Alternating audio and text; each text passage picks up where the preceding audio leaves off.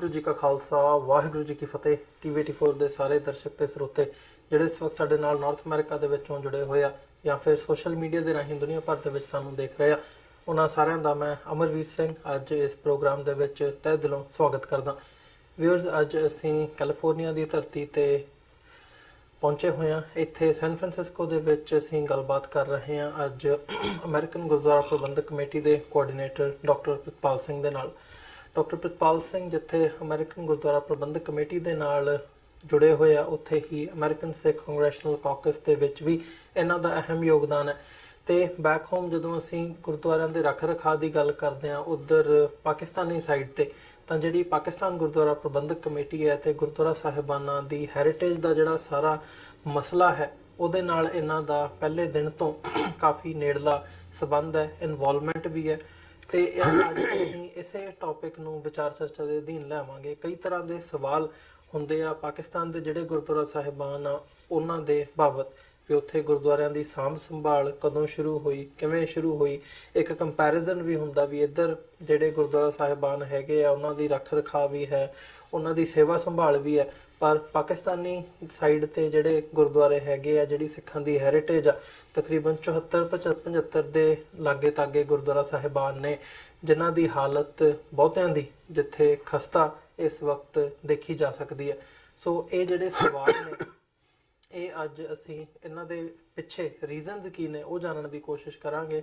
ਤੇ ਨਾਲ ਹੀ ਜਿਹੜੀ ਪਾਕਿਸਤਾਨੀ ਸਾਈਡ ਤੇ ਸਿੱਖਾਂ ਦੀ ਹੈਰੀਟੇਜ ਹੈ, ਇੱਕ ਤਾਂ ਗੁਰ ਇਤਿਹਾਸ ਦੇ ਨਾਲ ਸੰਬੰਧਿਤ ਗੁਰਦੁਆਰਾ ਸਾਹਿਬਾਨ ਹੈਗੇ ਨੇ ਜਿਹੜੇ ਇਤਿਹਾਸਕ ਨੇ, ਇੱਕ ਜਿਹੜਾ ਸਿੱਖ ਇਤਿਹਾਸ ਹੈ ਪਾਕਿਸਤਾਨੀ ਸਾਈਡ ਤੇ, ਉਹ ਕਿਲੇ ਹੋਣ, ਹਵੇਲੀਆਂ ਹੋਣ, ਮਹਾਰਾਜਾ ਰਣਜੀਤ ਸਿੰਘ ਦੇ ਨਾਲ ਰਿਲੇਟਡ ਜਾਂ ਹਰੀ ਸਿੰਘ ਨਲੂਆ ਦੇ ਨਾਲ ਰਿਲੇਟਡ ਜਿਹੜਾ ਸਾਰਾ ਇਤਿਹਾਸ ਉਧਰਲੇ ਪਾਸੇ ਸਾਂਭਿਆ ਹੋਇਆ, ਉਹਦੀ ਅੱਜ ਅਹਿਮੀਅਤ ਕੀ ਹੈ ਤੇ ਉਹਦੀ ਅੱਜ ਕੰਡੀਸ਼ਨ ਕੀ ਹੈ, ਇਹਦੇ ਤੇ ਅੱਜ ਵਿਚਾਰ ਚਰਚਾ ਦੇ ਲਈ ਡਾਕਟਰ ਪ੍ਰਿਤਪਾਲ ਸਿੰਘ ਸਾਡੇ ਨਾਲ ਇੱਥੇ ਮੌਜੂਦ ਨੇ। ਆਓ ਇਹਨਾਂ ਨਾਲ ਅੱਜ ਦੀ ਵਿਚਾਰ ਚਰਚਾ ਦੀ ਸ਼ੁਰੂਆਤ ਕਰਦੇ ਹਾਂ।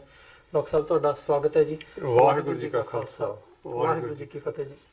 ਡਾਕਟਰ ਸਾਹਿਬ, ਸ਼ੁਰੂਆਤ ਕਰੀਏ। ਜਿਵੇਂ ਮੈਂ ਜ਼ਿਕਰ ਕੀਤਾ ਕਿ ਕਈ ਵਾਰ ਕੰਪੈਰੀਜ਼ਨ ਹੁੰਦਾ ਗੁਰਦੁਆਰਾ ਸਾਹਿਬਾਨਾਂ ਦਾ ਦੋਵੇਂ ਪਾਸਿਆਂ ਦਾ ਵੀ। ਜਦੋਂ ਅਸੀਂ ਇੱਧਰਲੇ ਪੰਜਾਬ 'ਚ ਆ ਕੇ ਵਸੇ, ਜੇ 47 ਤੋਂ ਸ਼ੁਰੂ ਕਰਨਾ ਹੋਵੇ ਤਾਂ ਉਦੋਂ ਤੋਂ ਕਿਵੇਂ ਦਾ ਮਾਹੌਲ ਸੀ? ਹਾਲਾਂਕਿ ਅਸੀਂ ਆਪਣਾ ਜਿਹੜਾ ਸਾਰਾ ਪਿਛੋਕੜ ਸੀ, ਸਾਰਾ ਜਿਹੜਾ ਵਿਰਸਾ ਸੀ, ਇਤਿਹਾਸ ਸੀ, ਉਹ ਸਾਰਾ ਉੱਥੇ ਛੱਡ ਕੇ ਇੱਧਰਲੇ ਪਾਸੇ ਆਏ। ਸੋ ਇੱਕ ਸੁਭਾਵਿਕ ਜੀ ਗੱਲ ਹੈ ਵੀ ਜਿੱਥੇ ਤੁਸੀਂ ਆ ਕੇ ਵਸਦੇ ਹੋ ਉੱਥੇ ਗੁਰਦੁਆਰਿਆਂ ਦੀ ਸਾਂਭ ਸੰਭਾਲ ਟੇਕ ਕੇ ਨਹੀਂ ਹੈ, ਤੇ ਜਿੱਥੇ ਤੁਸੀਂ ਛੱਡ ਕੇ ਆ ਗਏ ਉਹ ਜਿਵੇਂ ਦੇ ਛੱਡ ਕੇ ਆਏ ਸੀ ਉਹ ਜਿਉਂਦੇ ਤਿਉਂ ਉੱਥੇ ਰਹਿਣੇ ਆ। ਸੋ ਇਹ ਜਿਹੜਾ ਕੰਪੈਰੀਜ਼ਨ ਹੈ ਇਹਨੂੰ ਤੁਸੀਂ ਕਿਵੇਂ ਦੇਖਦੇ ਹੋ ਜੇ 47 ਦੇ ਪੀਰੀਅਡ ਤੋਂ ਹੀ ਦੇਖਣਾ ਹੋਵੇ?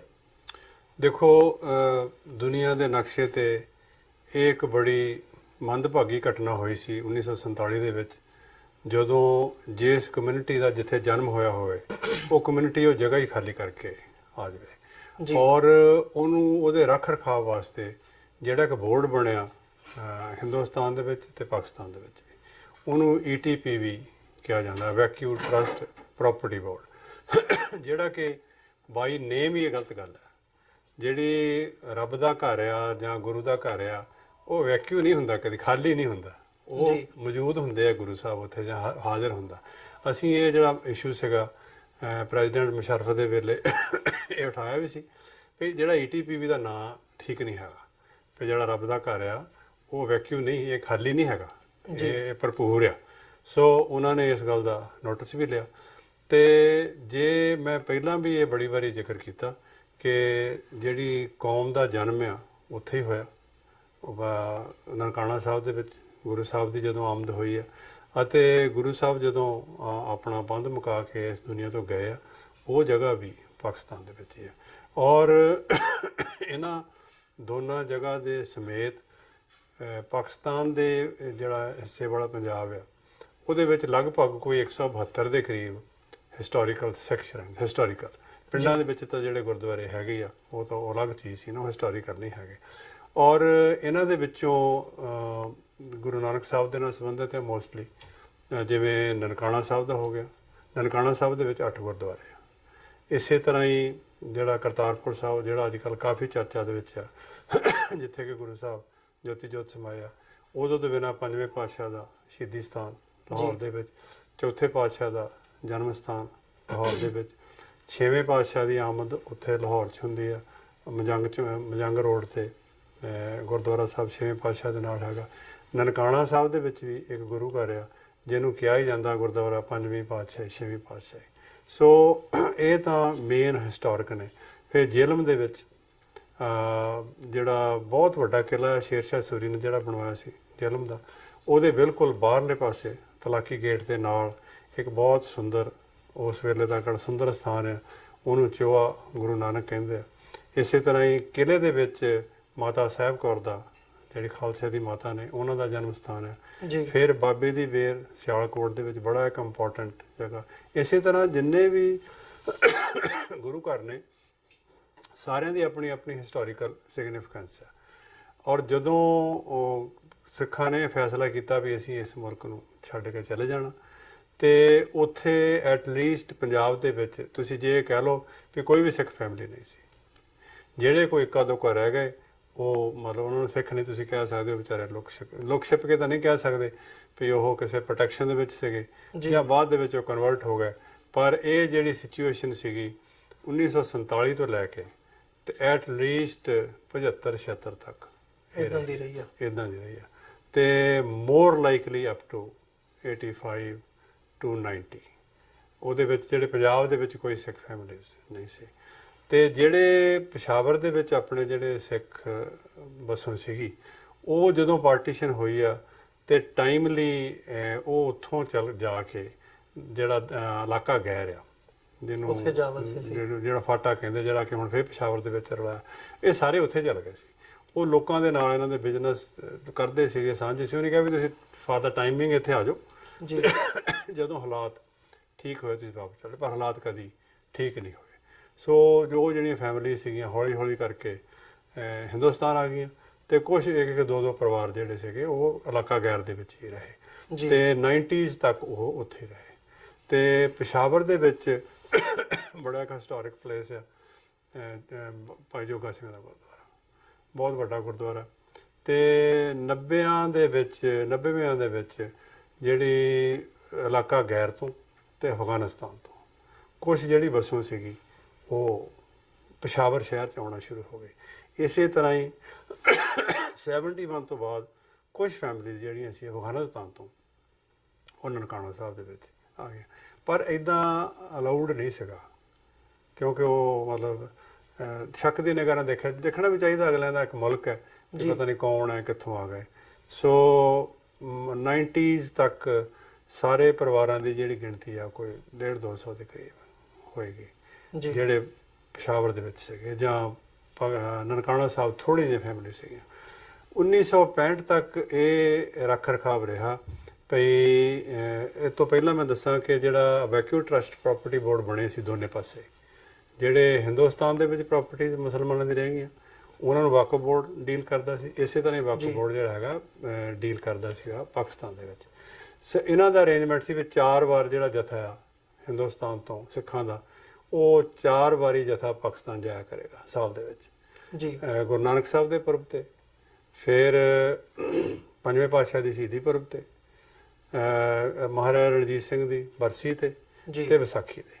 ਜਿਹੜਾ ਵਿਸਾਖੀ ਦਾ ਮੇਲਾ ਹੈ ਪਾਕਿਸਤਾਨ 'ਚ ਸਭ ਤੋਂ ਵੱਡਾ, ਜਿਹੜਾ ਪੰਜਾ ਸਾਹਿਬ ਦੀ ਵਿਸਾਖੀ। ਵੈਸੇ ਤਾਂ ਏਮਨਾਬਾਦ ਦੀ ਵਿਸਾਖੀ ਵੀ ਬਹੁਤ ਵੱਡੀ ਸੀ, ਪਰ ਪੰਜਾ ਸਾਹਿਬ ਨੂੰ ਉਹਨਾਂ ਨੇ ਚੂਜ਼ ਕੀਤਾ। 4 ਵਾਰੀ ਜਥਾ ਜਾਂਦਾ ਸੀ ਤੇ ਉਹਦੀ ਜਿਹੜੀ ਗਿਣਤੀ ਆ ਉਹ ਵੀ ਉਹਨੇ ਨਿਸ਼ਚਿਤ ਕਰਤੀ 500 ਦੇ ਕਰੀਬ ਜੀ। ਤੇ ਜਿਹੜਾ ਪੰਜਵੇਂ ਪਾਤਸ਼ਾਹ ਦੀ ਸ਼ਹੀਦੀ ਦਾ ਤੇ ਜਿਹੜਾ ਮਹਾਰਾਜਾ ਰਣਜੀਤ ਸਿੰਘ ਦਾ, ਇਹ ਕੋਈ 700-800 ਹਜ਼ਾਰ ਦੇ ਕਰੀਬ ਸੀ।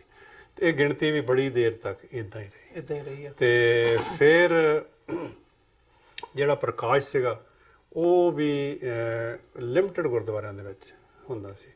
1965 ਤੱਕ ਇਹ ਸਿਚੁਏਸ਼ਨ ਸੀ ਕਿ ਹਰ 6 ਮਹੀਨੇ ਬਾਅਦ ਜਿਹੜੇ ਜਥੇ ਆ ਟਰਾਂਸਫਰ ਹੋ ਜਾਂਦੇ ਸੀ। ਉੱਥੇ ਕੁਝ ਗੁਰਦੁਆਰਿਆਂ ਦੇ ਵਿੱਚ ਪ੍ਰਕਾਸ਼ ਸੀਗਾ ਤੇ ਉਹ ਹਰ 6 ਮਹੀਨੇ ਬਾਅਦ ਜਥੇ ਜਿਹੜੇ ਵਾਪਸ ਗ੍ਰੰਥੀ ਸਿੰਘ, ਰਾਗੀ ਸਿੰਘ ਵਾਪਸ ਆ ਜਾਂਦੇ ਸੀ, ਨਵੇਂ ਚਲੇ ਜਾਂਦੇ। ਪਰ 1965 ਦੀ ਲੜਾਈ ਤੋਂ ਬਾਅਦ ਇਹ ਬੰਦ ਹੋ ਗਿਆ। ਉਹਨਾਂ ਨੇ SGPC ਨੇ ਗਵਰਨਮੈਂਟ ਦੇ ਕਹਿਣ ਤੇ ਸਾਰੇ ਜਥੇ ਆਪਣੇ ਵਾਪਸ ਸੱਦ ਲਏ। ਤੇ ਇੱਕ ਭਾਈ ਸੀਗੇ ਆਪਣਾ ਪ੍ਰਤਾਪ ਸਿੰਘ, ਜਿਹੜੇ ਹੈੱਡ ਗ੍ਰੰਥੀ ਸੀਗੇ ਨਨਕਾਣਾ ਸਾਹਿਬ, ਉਹ ਵਾਪਸ ਨਹੀਂ ਗਏ, ਫਿਰ ਉਹ ਉੱਥੇ ਰਹੇ। ਤੇ ਉਹਨਾਂ ਦੀ 94 ਕੇ 5 ਦੇ ਵਿੱਚ ਮੈਂ ਮਿਲਿਆ ਉਹਨਾਂ ਨੂੰ 1-2 ਵਾਰ, ਉਹ ਚੜ੍ਹਾਈ ਕਰ ਗਏ। ਤੇ ਇਸੇ ਕਰਕੇ ਜਿਹੜਾ ਉਸ ਜਗ੍ਹਾ ਤੇ ਜਿਹੜਾ ਪ੍ਰਕਾਸ਼ ਆ ਉਹ ਹੁੰਦਾ ਰਿਹਾ।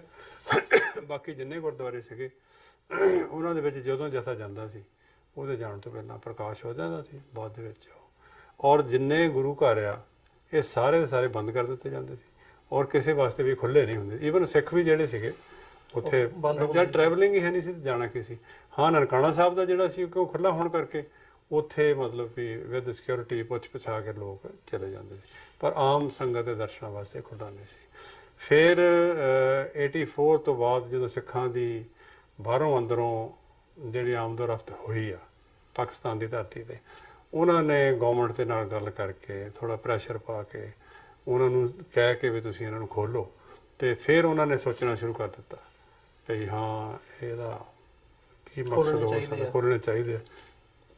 ਅਤੇ 2000 ਦੇ ਵਿੱਚ 99 ਦੇ ਵਿੱਚ ਜਿਹੜੀ PGPC ਗੱਲ ਤਾਂ ਪਹਿਲਾਂ ਸ਼ੁਰੂ ਹੋ ਗਈ ਸੀ ਅਤੇ PGPC ਦਾ ਜਿਹੜਾ ਗਠਨ ਆ ਫਿਰ ਉਹਨਾਂ ਦਿਨਾਂ 'ਚ ਹੁੰਦਾ ਪਾਕਿਸਤਾਨ ਗੁਰਦੁਆਰਾ ਪਾਕਿਸਤਾਨ ਗੁਰਦੁਆਰਾ ਪ੍ਰਬੰਧਕ ਕਮੇਟੀ ਉਹਦੇ ਵਾਸਤੇ ਮੈਂ ਸਮਝਦਾ ਕਿ ਜੇ ਅਸੀਂ ਸਰਦਾਰ ਗੰਗਾ ਸਿੰਘ ਢਿੱਲੋਂ ਦਾ ਨਾਂ ਨਹੀਂ ਲੈਂਦੇ ਅਤੇ ਇਹ ਇੱਕ ਬੜੀ ਉਹਨਾਂ ਨਾਲ ਵੀ ਜ਼ਿਆਦਤੀ ਹੋਏਗੀ।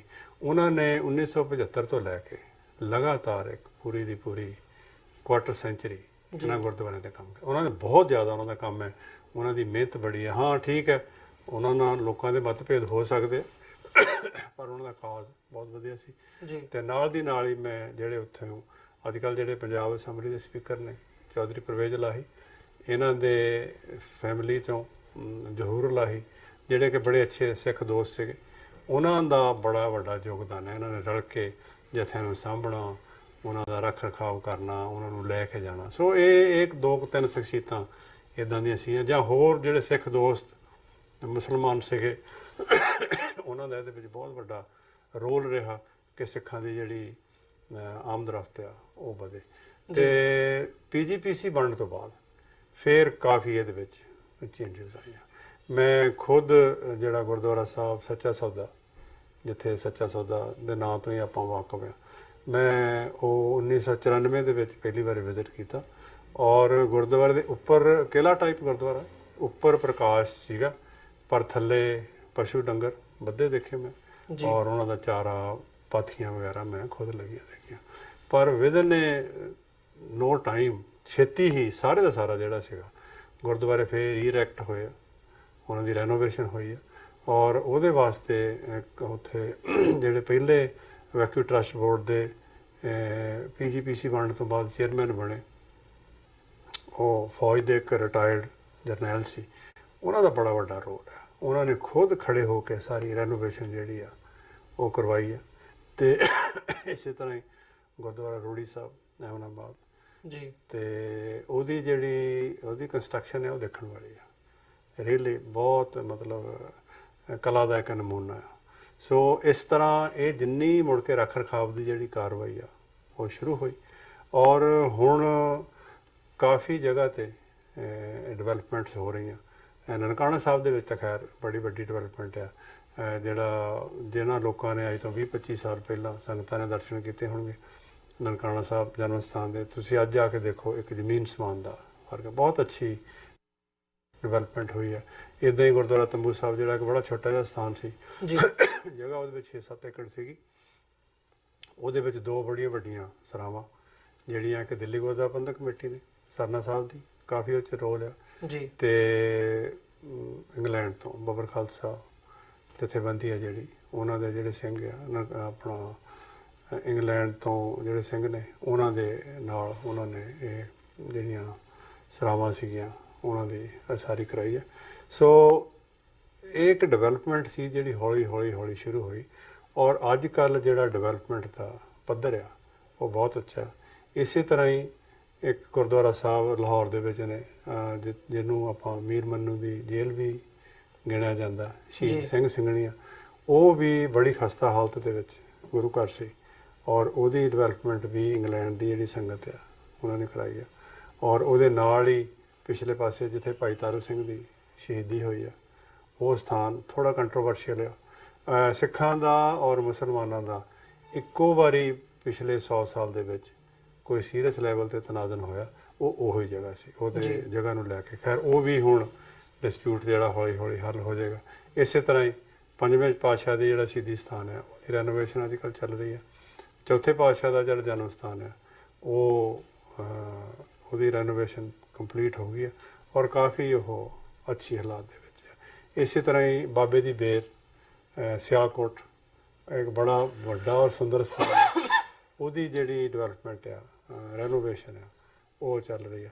ਸੋ ਕੁੱਲ ਮਿਲਾ ਕੇ ਜਿਹੜੀ ਪਿਛਲੇ 20 ਸਾਲ ਤੋਂ ਲੈ ਕੇ ਜਿਹੜੀ ਗੁਰਦੁਆਰਾ ਸਾਹਿਬਾਨ ਦੇ ਵਿੱਚ ਜਿਹੜੀ ਰੱਖ ਰਖਾਵ ਦੀ, ਰੈਨੋਵੇਸ਼ਨ ਦੀ, ਰੀਕਨਸਟਰਕਸ਼ਨ ਦੀ ਜਾਂ ਰੈਨੋਵੇਸ਼ਨ ਦੀ ਜਿਹੜੀ ਹੈਗੀ ਹੈ, ਇਹ ਇੱਕ ਬਹੁਤ ਅੱਛੀ ਡਿਵੈਲਪਮੈਂਟ ਹੈ। ਔਰ ਅਸੀਂ ਜਿੱਥੇ ਪਾਕਿਸਤਾਨ ਦੇ ਲੋਕਾਂ ਦੇ, ਪਾਕਿਸਤਾਨ ਦੀ ਸਰਕਾਰ ਦੇ ਅਤੇ ਉੱਥੋਂ ਦਾ ਜਿਹੜਾ ਇੰਤਜ਼ਾਮੀਆ, ਅਸੀਂ ਉਹਦੇ ਤਹਿ ਦਿਲ ਤੋਂ ਧੰਨਵਾਦੀ ਹਾਂ ਕਿ ਜਿਹਨਾਂ ਜਗ੍ਹਾ ਨੂੰ ਅਸੀਂ ਅਬੈਂਡਨ ਕਰਕੇ ਚਲੇ ਗਏ ਸੀ ਉਹਨਾਂ ਨੇ ਮੁੜ ਕੇ ਫਿਰ ਸਰਜੀਤ ਕੀਤਾ। ਔਰ ਕਾਫੀ ਹੱਦ ਤੱਕ ਜਿਹੜੀ, ਜਦੋਂ ਇਹ ਨਹੀਂ ਹੈ ਵੀ 100% ਸਾਰਾ ਕੁਝ ਸਹੀ ਹੈ, ਰੈਨੋਵੇਸ਼ਨ ਦੇ ਨਾਂ 'ਤੇ ਜਾਂ ਰੀਕਨਸਟਰਕਸ਼ਨ ਦੇ ਨਾਂ 'ਤੇ ਉੱਥੇ ਵੀ ਜ਼ਿਆਦਤੀਆਂ ਵੀ ਹੋਈਆਂ, ਗਲਤੀ ਵੀ ਹੋਈ ਹੈ ਜੀ, ਪਰ ਓਵਰਆਲ ਜਿਹੜਾ ਬਿਲਡਿੰਗਸ ਹੈਗੀਆਂ ਉਹ ਇੰਟੈਕਟ ਰੱਖੀਆਂ ਗਈਆਂ ਉੱਦਾਂ ਦੀ ਉੱਦਾਂ ਹੀ। ਮਿਸਾਲ ਦੇ ਤੌਰ 'ਤੇ ਗੁਰਦੁਆਰਾ ਸਾਹਿਬ ਕਰਤਾਰਪੁਰ, ਸੋ ਜੇ ਕੋਈ ਚੰਗੇ ਅਫਸਰ ਆ ਜਾਂਦੇ ਉਹਨਾਂ ਨੂੰ ਤੁਸੀਂ ਬੇਨਤੀ ਕਰਦੇ ਹੋ ਅਤੇ ਉਹ ਇਸ ਗੱਲ ਨੂੰ ਸਮਝ ਕੇ ਉਹਦਾ ਰੱਖ ਰਖਾਅ ਕਰ ਦਿੰਦੇ।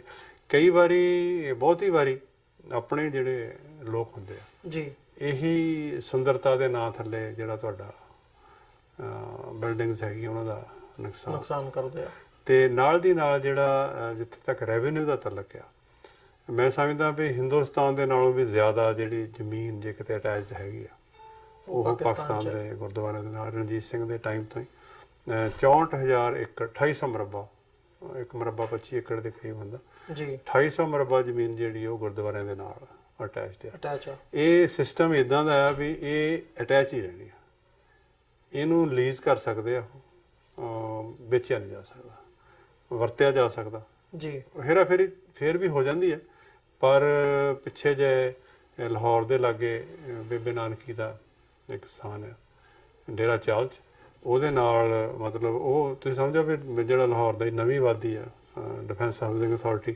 ਉਹਦੇ ਵਿੱਚ ਪੈਂਦੀ ਆ, ਅਤੇ ਉਹ ਮਨ ਫੁੱਟਾਂ ਦੇ ਵਿੱਚ ਵਿਕਣ ਵਾਲੀ ਜਗ੍ਹਾ ਆ ਜੀ, ਅਤੇ 35 ਏਕੜ ਦੇ ਕਰੀਬ ਜਗ੍ਹਾ ਸੀ। ਉਹਦਾ ਉਹਨਾਂ ਨੇ ਕੋਈ ਉਹਨੂੰ ਕੋਸ਼ਿਸ਼ ਕੀਤੀ ਸੀ ਦੱਬਣ ਦੀ। ਸੁਪਰੀਮ ਕੋਰਟ ਨੇ ਉਹਦਾ ਸੋ ਮੋਟੋ ਨੋਟ ਲੈ ਕੇ ਪੈਸੇ ਵਾਪਸ ਜਮ੍ਹਾਂ ਕਰਾਤੇ ਔਰ ਫਿਰ ਦੁਬਾਰਾ ਜਿਹੜੀ ਜ਼ਮੀਨ ਆ ਉਹ ਗੁਰਦੁਆਰਾ ਸਾਹਿਬ ਨੂੰ ਵਾਪਸ ਹੋ ਗਈ। ਸੋ ਗੌਰਮੈਂਟ ਦਾ ਵੀ ਜਿਹੜਾ ਐਟੀਟਿਊਡ ਆ, ਜੁਡੀਸ਼ਰੀ ਦਾ ਐਟੀਟਿਊਡ ਆ, ਇੰਤਜ਼ਾਮੀਆਂ ਦਾ ਐਟੀਟਿਊਡ ਆ, ਇਟਸ ਨਾਟ 100% ਜੀ, ਪਰ ਕਾਫੀ ਉਤਸ਼ਾਹਜਨਕ ਹੈ। ਔਰ ਕਾਫੀ ਤੁਸੀਂ ਅਗਰ ਜੇ ਤੁਸੀਂ ਕੰਪੈਰੀਜ਼ਨ ਕਰੋ ਹਿੰਦੁਸਤਾਨ ਦੇ ਨਾਲ, ਅਤੇ ਜਿਹੜਾ ਉਹ ਜਗ੍ਹਾ ਹੈਗੀ ਜਿੱਥੇ ਮਹਾਰਾਜ ਨੇ ਪਾਣੀ ਦਿੱਤਾ ਸੂਰਜ ਨੂੰ, ਜਿਹੜਾ ਵਰਮ ਪੈਮ ਤੋੜਿਆ ਅਤੇ ਗਿਆਨ ਗੋਦੜੀ, ਉਹਦਾ ਨਾਂ ਨਿਸ਼ਾਨ ਹੀ ਨਹੀਂ ਹੈਗਾ। ਇਸ ਤਰ੍ਹਾਂ ਉੱਧਰ ਆਪਣਾ ਸਿੱਕਮ ਦੇ ਡੋਂਗਮੌਰ ਜਿਹੜਾ ਗੁਰਦੁਆਰਾ, ਉਹ ਇਸੇ ਤਰ੍ਹਾਂ ਹੋਰ ਵੀ ਬਹੁਤ ਸਾਰੇ ਸਥਾਨ ਹੈ। ਹੁਣ ਜਿਹੜਾ ਰੌਲਾ ਪੈ ਰਿਹਾ, ਜਿਹੜਾ ਜਗਨਨਾਥਪੁਰੀ ਵਾਲਾ ਹੈਗਾ, ਉਹਦਾ ਵੀ ਰੌਲਾ ਪੈਗਾ ਜੀ, ਕਿਉਂਕਿ ਜਿੱਥੇ ਵੀ, ਕਿਉਂਕਿ ਆਪਣਾ ਬੇਸਿਕਲੀ ਇਹੋ ਕਨਸੈਪਟ ਦਾ ਝਗੜਾ ਨਾ ਸਾਡਾ, ਹੋਰ ਤਾਂ ਇਹਨਾਂ ਨੇ ਕੀ ਰੌਲਾ। ਬੇਸਿਕਲੀ ਤਾਂ ਸਾਡਾ ਬਿਲਕੁਲ, ਉਹ ਜਿੱਦਾਂ ਭਾਈ ਗੁਰਦਾਸ ਕਹਿੰਦੇ ਵੀ ਨਾਨਕ ਨਿਰਮਲ ਪੰਥ ਚਲਾ, ਇਹ ਬਿਲਕੁਲ ਤੀਸਰ ਪੰਥ ਆ, ਇਹਦਾ ਕਿਸੇ ਨਾਲ ਕੋਈ ਲੈਣ ਦੇਣ ਨਹੀਂ ਹੈਗਾ।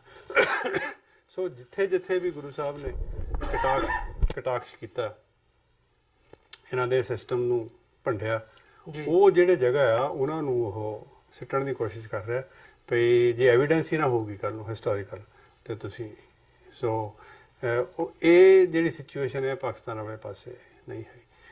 ਹਾਂ, ਭਾਈ ਤਾਰੂ ਸਿੰਘ ਵਾਲੀ ਜਗ੍ਹਾ 'ਤੇ ਇੱਕ ਵਾਰੀ ਸਿਚੁਏਸ਼ਨ ਕ੍ਰੀਏਟ ਹੋਈ ਸੀ 1935 ਦੇ ਵਿੱਚ ਵੀ, ਇੱਕ ਵਾਰੀ ਸਿੱਖਾਂ ਦਾ ਅਤੇ ਮੁਸਲਮਾਨਾਂ ਦਾ, ਪਰ ਡਾਕਟਰ ਇਕਬਾਲ ਔਰ ਮੁਹੰਮਦ ਅਲੀ ਜਿਨਾਹ ਉਹਨਾਂ ਨੇ ਪਰਸਨਲੀ ਇੰਟਰਵੀਨ ਕਰਕੇ ਇਹ ਸਿਚੁਏਸ਼ਨ ਨੂੰ ਹੱਲ ਕਰਵਾਇਆ ਸੀ।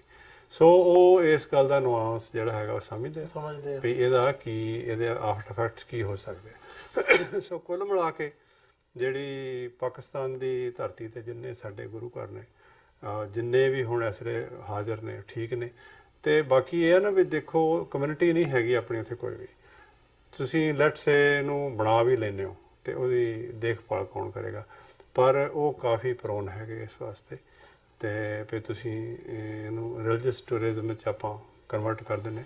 ਸੋ ਲੱਗਦਾ ਜਿੱਦਾਂ ਦੇ ਉਹਨਾਂ ਦਾ ਐਟੀਟਿਊਡ ਹੈ ਗਵਰਨਮੈਂਟ ਦਾ, ਸੋ ਇਹ ਪੋਜ਼ਿਟਿਵ ਹੈ। ਇੱਕ ਤਾਂ ਹੋ ਗਈ ਇਹ ਜ਼ਮੀਨਾਂ ਦੀ ਗੱਲ, ਫਿਰ ਗੁਰੂ ਘਰਾਂ ਦੀ ਗੱਲ, ਨਾਲ ਦੀ ਨਾਲ ਜਿਹੜੀ ਸਿੱਖ ਹੈਰੀਟੇਜ ਆ ਜੀ, ਹਿਸਟੋਰੀਕਲ ਸ਼ਰਾਈਨਸ ਤੋਂ ਬਿਨਾਂ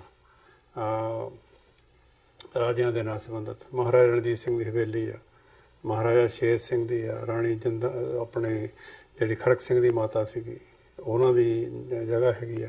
ਫਿਰ ਇਹਨਾਂ ਦੇ ਆਪਣੇ ਕਿਲ੍ਹੇ ਹੈਗੇ, ਜਿੱਦਾਂ ਹੁਣ ਜਮਰੌਦ ਵਾਲਾ ਕਿਲ੍ਹਾ ਆ, ਅਤੇ ਜਾਂ ਜਿੱਥੇ ਉਹਦਾ ਅਕਾਲ ਤਖਤ ਸਾਹਿਬ ਦੇ ਜਿਹੜੇ ਜਥੇਦਾਰ ਸੀ ਅਕਾਲੀ ਫੂਲਾ ਸਿੰਘ, ਉਹਨਾਂ ਦੀ ਜਿੱਥੇ ਉਹ ਸ਼ਹੀਦ ਹੋਏ ਆ ਉਹ ਜਗ੍ਹਾ ਆ। ਸੋ ਇੱਦਾਂ ਦੇ ਹੋਰ ਵੀ ਬਹੁਤ ਸਾਰੇ ਸਥਾਨ ਹੈਗੇ ਆ ਜਿਹੜੇ ਇੰਟੈਕਟ ਹੈ। ਔਰ ਸਾਡਾ ਲਗਾਤਾਰ ਸਾਡੀ ਕੋਸ਼ਿਸ਼ ਹੁੰਦੀ ਹੈ ਕਿ ਪਾਕਿਸਤਾਨ ਦੇ ਅਧਿਕਾਰੀਆਂ ਦੇ ਨਾਲ ਗੱਲ ਕਰਕੇ ਉਹਨਾਂ ਨੂੰ ਮੁੜ ਕੇ ਆਪਣੀ ਜਗ੍ਹਾ 'ਤੇ ਫਿਰ ਲਿਆਂਦਾ ਜਾਵੇ। ਅਸੀਂ ਪਿਛਲੇ 10 ਸਾਲ ਪਹਿਲਾਂ ਇਹ ਕੋਸ਼ਿਸ਼ ਕੀਤੀ ਸੀ। ਕਈ ਵਾਰੀ ਤੁਹਾਡੀ ਗੱਲ ਫਰੂਟਫੁਲ ਹੋ ਜਾਂਦੀ ਆ, ਕਈ ਵਾਰੀ ਨਹੀਂ ਹੁੰਦੀ। ਮਤਲਬ 1921-22 ਦੇ ਵਿੱਚ ਪੰਜਾ ਸਾਹਿਬ ਰੇਲਵੇ ਸਟੇਸ਼ਨ 'ਤੇ ਇੱਕ ਬਹੁਤ ਵੱਡੀ ਘਟਨਾ ਘਟੀ ਸੀ, ਬਹੁਤ ਵੱਡੀ ਘਟਨਾ। ਮੈਂ ਸਮਝਦਾ ਕਿ ਉਹ ਠੀਕ ਹੈ ਵੀ ਲੋਕ ਮਦਦ ਤਾਂ ਬੜੀ ਕਰ ਦਿੰਦੇ ਸਾਰਿਆਂ ਦੀ, ਪਰ ਸਿਰਫ ਕੈਦੀਆਂ ਨੂੰ ਪ੍ਰਸ਼ਾਦਾ ਛਕਾਉਣ ਵਾਸਤੇ ਲੋਕ ਗੱਡੀ ਥੱਲੇ ਆ ਕੇ ਕੋਈ ਸ਼ਹੀਦੀ ਦੇ ਦਿੱਤੀ। ਸੋ ਉਹ ਜਗ੍ਹਾ ਹੈਗੀ ਆ, ਉਹਦਾ ਵੀ ਅਸੀਂ ਪਾਕਿਸਤਾਨ ਦੀ ਸਰਕਾਰ ਨਾਲ ਗੱਲ ਕੀਤੀ ਸੀ। ਉਹ ਜਗ੍ਹਾ ਪਤਾ ਅਜੇ ਤੱਕ ਲੋਕਾਂ ਨੂੰ, ਜਿਨ੍ਹਾਂ ਨੇ ਦੇਖੀ ਹੈਗੀ ਉਹ ਪਤਾ। ਮੈਂ ਖੁਦ ਵੀ ਉਹ ਜਗ੍ਹਾ ਜਾ ਕੇ ਦੇਖੀ ਆ ਜਿੱਥੇ ਉਹ ਸਾਰਾ ਵਾਕਿਆ ਹੋਇਆ। ਵੀ ਉਹਨੂੰ ਤੁਸੀਂ ਜਸਟ ਇੱਕ ਮਾਰਕ ਹੀ ਕਰ ਦਿਓ ਕਿ ਇੱਥੇ, ਤਾਂ ਕਿ ਜਿਹੜੀ ਆਉਣ ਵਾਲੇ ਸਮੇਂ ਦੇ ਵਿੱਚ ਜਿਹੜੀ ਤੁਹਾਡੀ ਹਿਸਟੋਰੀਕਲ ਐਵੀਡੈਂਸ ਹੈ ਉਹ ਬਣੀ ਰਹੇ, ਉਹਦਾ ਰਹਿਣਾ ਬਹੁਤ ਜ਼ਰੂਰੀ ਆ। ਹਿਸਟਰੀ ਨੂੰ ਪ੍ਰੂਵ ਕਰਨ ਵਾਸਤੇ ਉਹਦੀ ਐਵੀਡੈਂਸ ਦਾ ਹੋਣਾ ਬੜਾ ਜ਼ਰੂਰੀ ਹੈ। ਸੋ ਇੱਦਾਂ ਦੇ ਜਿਹੜੇ ਸਥਾਨ ਨੇ ਉਹ ਉੱਥੇ ਮੌਜੂਦ ਨੇ, ਅਤੇ ਸਾਨੂੰ ਐਜ਼ ਏ ਕਮਿਊਨਿਟੀ ਖਾਲਸਾ ਪੰਥ ਦੇ ਤੌਰ 'ਤੇ ਇਹ ਜਿੰਨੇ ਵੀ ਸਾਡੀਆਂ ਹਿਸਟੋਰੀਕਲ ਸਿੱਖ ਸ਼ਰਾਈਨਸ ਨੇ ਜਾਂ ਦੂਸਰੀਆਂ ਇਤਿਹਾਸਕ ਜਗ੍ਹਾ ਨੇ ਜਾਂ ਆਰਟੀਫੈਕਟਸ ਨੇ, ਹੁਣ ਜਿਹੜਾ ਲਾਹੌਰ ਦਾ ਮਿਊਜ਼ੀਅਮ ਆ ਉਹਦੇ ਵਿੱਚ ਸਿੱਖਾਂ ਨਾਲ ਸੰਬੰਧਿਤ ਬਹੁਤ ਚੀਜ਼ਾਂ ਪਈਆਂ ਜੀ। ਜਿਹੜਾ ਉਦੋਂ ਕੁਈਨ ਨੇ ਮਹਾਰਾਜਾ ਰਣਜੀਤ ਸਿੰਘ ਨੂੰ ਇੱਕ ਰਥ ਟਾਈਪ ਭੇਟ ਕੀਤਾ ਸੀਗਾ, ਉਹ ਸਟਿਲ ਸਾਰਾ ਬਰਾਸ ਦਾ ਬਣਿਆ ਹੋਇਆ, ਉਹ ਲਾਹੌਰ ਮਿਊਜ਼ੀਅਮ ਦੇ ਥੱਲੇ ਪਿਆ। ਫਿਰ ਸੁੰਦਰ ਮੀਨਾਕਾਰੀ ਜਿਹੜੇ ਦਰਵਾਜ਼ੇ, ਫਿਰ ਲਾਹੌਰ ਦੇ ਸ਼ਾਹੀ ਕਿਲ੍ਹੇ ਦੇ ਵਿੱਚ ਉਹਦੇ ਵਿੱਚ ਸਿੱਖਾਂ ਦੇ ਨਾਲ ਸੰਬੰਧਿਤ ਜਿਹੜੇ ਆਰਟੀਫੈਕਟਸ ਬਹੁਤ ਨੇ। ਫਿਰ ਜਿਹੜਾ ਫਕੀਰ ਅਜ਼ੀਜ਼ੁਦੀਨ ਹੈ, ਉਹਨਾਂ ਦੇ ਖਾਨਦਾਨ ਜਿਹੜਾ ਉਹਨਾਂ ਦਾ ਡਾਇਰੈਕਟ ਡਿਸੈਂਡੈਂਟ ਆ, ਉਹਨਾਂ ਦੇ ਘਰ ਮੈਨੂੰ ਬਹੁਤ ਵਾਰੀ ਜਾਣ ਦਾ ਅਕਸਰ ਮੌਕਾ ਮਿਲਦਾ। ਉਹਨਾਂ ਦੇ ਕੋਲ ਸਿੱਖਾਂ ਦੇ ਨਾਲ ਸੰਬੰਧਿਤ ਬਹੁਤ ਸਾਰਾ ਸਮਾਨ ਜਿਹੜਾ ਪਿਆ ਹੈਗਾ। ਫਿਰ ਜਿਹੜਾ ਅਸੀਂ ਉਹ ਹੁਣ ਯਤਨ ਕਰ ਰਹੇ ਹਾਂ ਕਿ ਜਿਹੜੇ ਉਹਨਾਂ ਦੇ ਬਜ਼ੁਰਗ ਸੀਗੇ, ਜਿਹੜੀ ਰੋਜ਼ ਕੋਰਟ ਦੇ ਵਿੱਚ ਜਿਹੜੀ ਡਾਇਰੀ ਆ, ਉਦੋਂ ਫਾਰਸੀ ਪ੍ਰਚਲਿਤ ਸੀਗੀ, ਅਤੇ ਰੋਜ਼ ਦੀ ਰੋਜ਼ ਜਿਹੜੀ ਡਾਇਰੀ ਆ ਉਹ ਉਹਨਾਂ ਦੇ ਬਜ਼ੁਰਗ ਜਿਹੜੇ ਆ ਉਹ ਕਮਿਊਨਿਸਟ ਸੀਗੇ, ਉਹ ਲਿਖਦੇ ਸੀ। ਉਹ ਟਰੰਕਾਂ ਦੇ ਟਰੰਕ ਉਹਨਾਂ ਕੋਲ ਭਰੇ ਪਏ ਆ, ਉਹਨੂੰ ਸਾਂਭ ਕੇ ਰੱਖੇ ਹੋਏ ਉੱਦਾਂ ਹੀ। ਔਰ ਅਸੀਂ ਯਤਨ ਕਰ ਰਹੇ ਹਾਂ ਕਿ ਉਹਨਾਂ ਨੂੰ ਫੋਟੋਕਾਪੀ ਕਰ ਲਿਆ ਜਾਵੇ, ਅਤੇ ਆਉਣ ਵਾਲੇ, ਕਿਉਂਕਿ ਜਿਹੜੀ ਇੱਦਾਂ ਦੀਆਂ ਹਿਸਟੋਰੀਕਲ ਐਵੀਡੈਂਸਿਸ ਹੈਗੀਆਂ ਨਾ, ਵੀ ਇੱਦਾਂ ਦੀ ਇੱਕ ਸਿਚੁਏਸ਼ਨ ਪੈਦਾ ਹੋਈ ਰਣਜੀਤ ਸਿੰਘ ਦੇ ਰਾਜ ਦੇ ਵਿੱਚ, ਕੋਈ ਦੋ ਫਰੀਕ ਆਏ ਜਿਹਨਾਂ ਦਾ ਝਗੜਾ ਹੋਇਆ, ਸਿੱਖ ਸੀ ਜਾਂ ਮੁਸਲਮਾਨ ਸੀ, ਜਾਂ ਮੁਸਲਮਾਨਾਂ ਦਾ ਮੁਸਲਮਾਨਾਂ ਨਾਲ ਹੋਇਆ, ਅਤੇ ਉਦੋਂ ਜੱਜਮੈਂਟ ਕੀ ਸੀ ਜੀ, ਅਤੇ ਰਣਜੀਤ ਸਿੰਘ ਦਾ, ਮਹਾਰਾਜਾ ਰਣਜੀਤ ਸਿੰਘ ਦਾ ਸੋਚਣ ਦਾ ਜਿਹੜਾ ਤਰੀਕਾ ਆ ਉਹ ਕੀ ਸੀ। ਫਿਰ ਜਿਹੜਾ ਉਹ ਹੈਗਾ ਵੀ ਬੜਾ ਇਹ ਜਿਹੜੇ ਪੰਥ ਦੇ ਵਿਰੋਧੀ ਲੋਕ ਹੈਗੇ ਹਰ ਜਗ੍ਹਾ ਹੀ ਹੁੰਦੇ ਆ, ਉਹ ਇਹ ਕਹਿੰਦੇ ਆ ਵੀ ਜਿਹੜੀ ਉੱਥੋਂ ਜਿਹੜੀਆਂ ਆਪਣੀ ਸ਼ਾਹੀ ਮਸਜਿਦ ਆ ਉਹਦੇ ਵਿੱਚ ਪੱਥਰ ਲਾ ਕੇ ਲੈ ਗਏ ਸੀ ਸਿੱਖ ਪ੍ਰਚਾਰ ਵਾਸਤੇ। ਇੱਦਾਂ ਹੀ ਜਿਹੜਾ ਇੱਕ ਉੱਥੇ ਹੋਰ ਬਾਗ ਆ ਸ਼ਾਲੀਮਾਰ ਬਾਗ, ਉਹਦੇ ਵਿੱਚੋਂ ਸੰਗਮਰਮਰ ਲਾ ਕੇ ਲੈ ਗਏ ਸੀ। ਇਹਦਾ ਬੜਾ ਅੱਛਾ ਕਟਾਕਸ਼ ਉਹਨੇ ਦਿੱਤਾ ਫਕੀਰ ਅਜ਼ੀਜ਼ੁਦੀਨ ਦੀ ਫੈਮਿਲੀ ਨੇ, ਕਿ ਨਹੀਂ ਬਿਲਕੁਲ ਇੱਦਾਂ ਨਹੀਂ ਹੋਈ।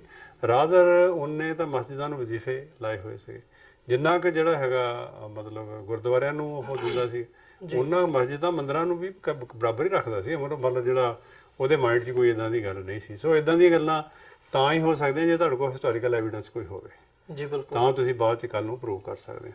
ਸੋ ਇਸ ਤਰ੍ਹਾਂ ਦਾ ਜਿਹੜਾ ਹੈਗਾ ਕਾਫੀ ਜਿਹੜਾ ਸਮਾਨ ਹੈ ਸਾਡਾ ਹੈਰੀਟੇਜ ਦਾ ਉਹ ਪਿਆ ਹੈਗਾ। ਹੁਣ ਅੱਜ ਕੱਲ੍ਹ ਇੱਕ ਬੜੀ ਚਰਚਾ ਦਾ ਵਿਸ਼ਾ ਬਣਿਆ ਹੋਇਆ ਕਿ ਜਦੋਂ ਕਿਸੇ ਕੌਮ 'ਤੇ ਕੋਈ ਹਮਲਾ ਹੁੰਦਾ,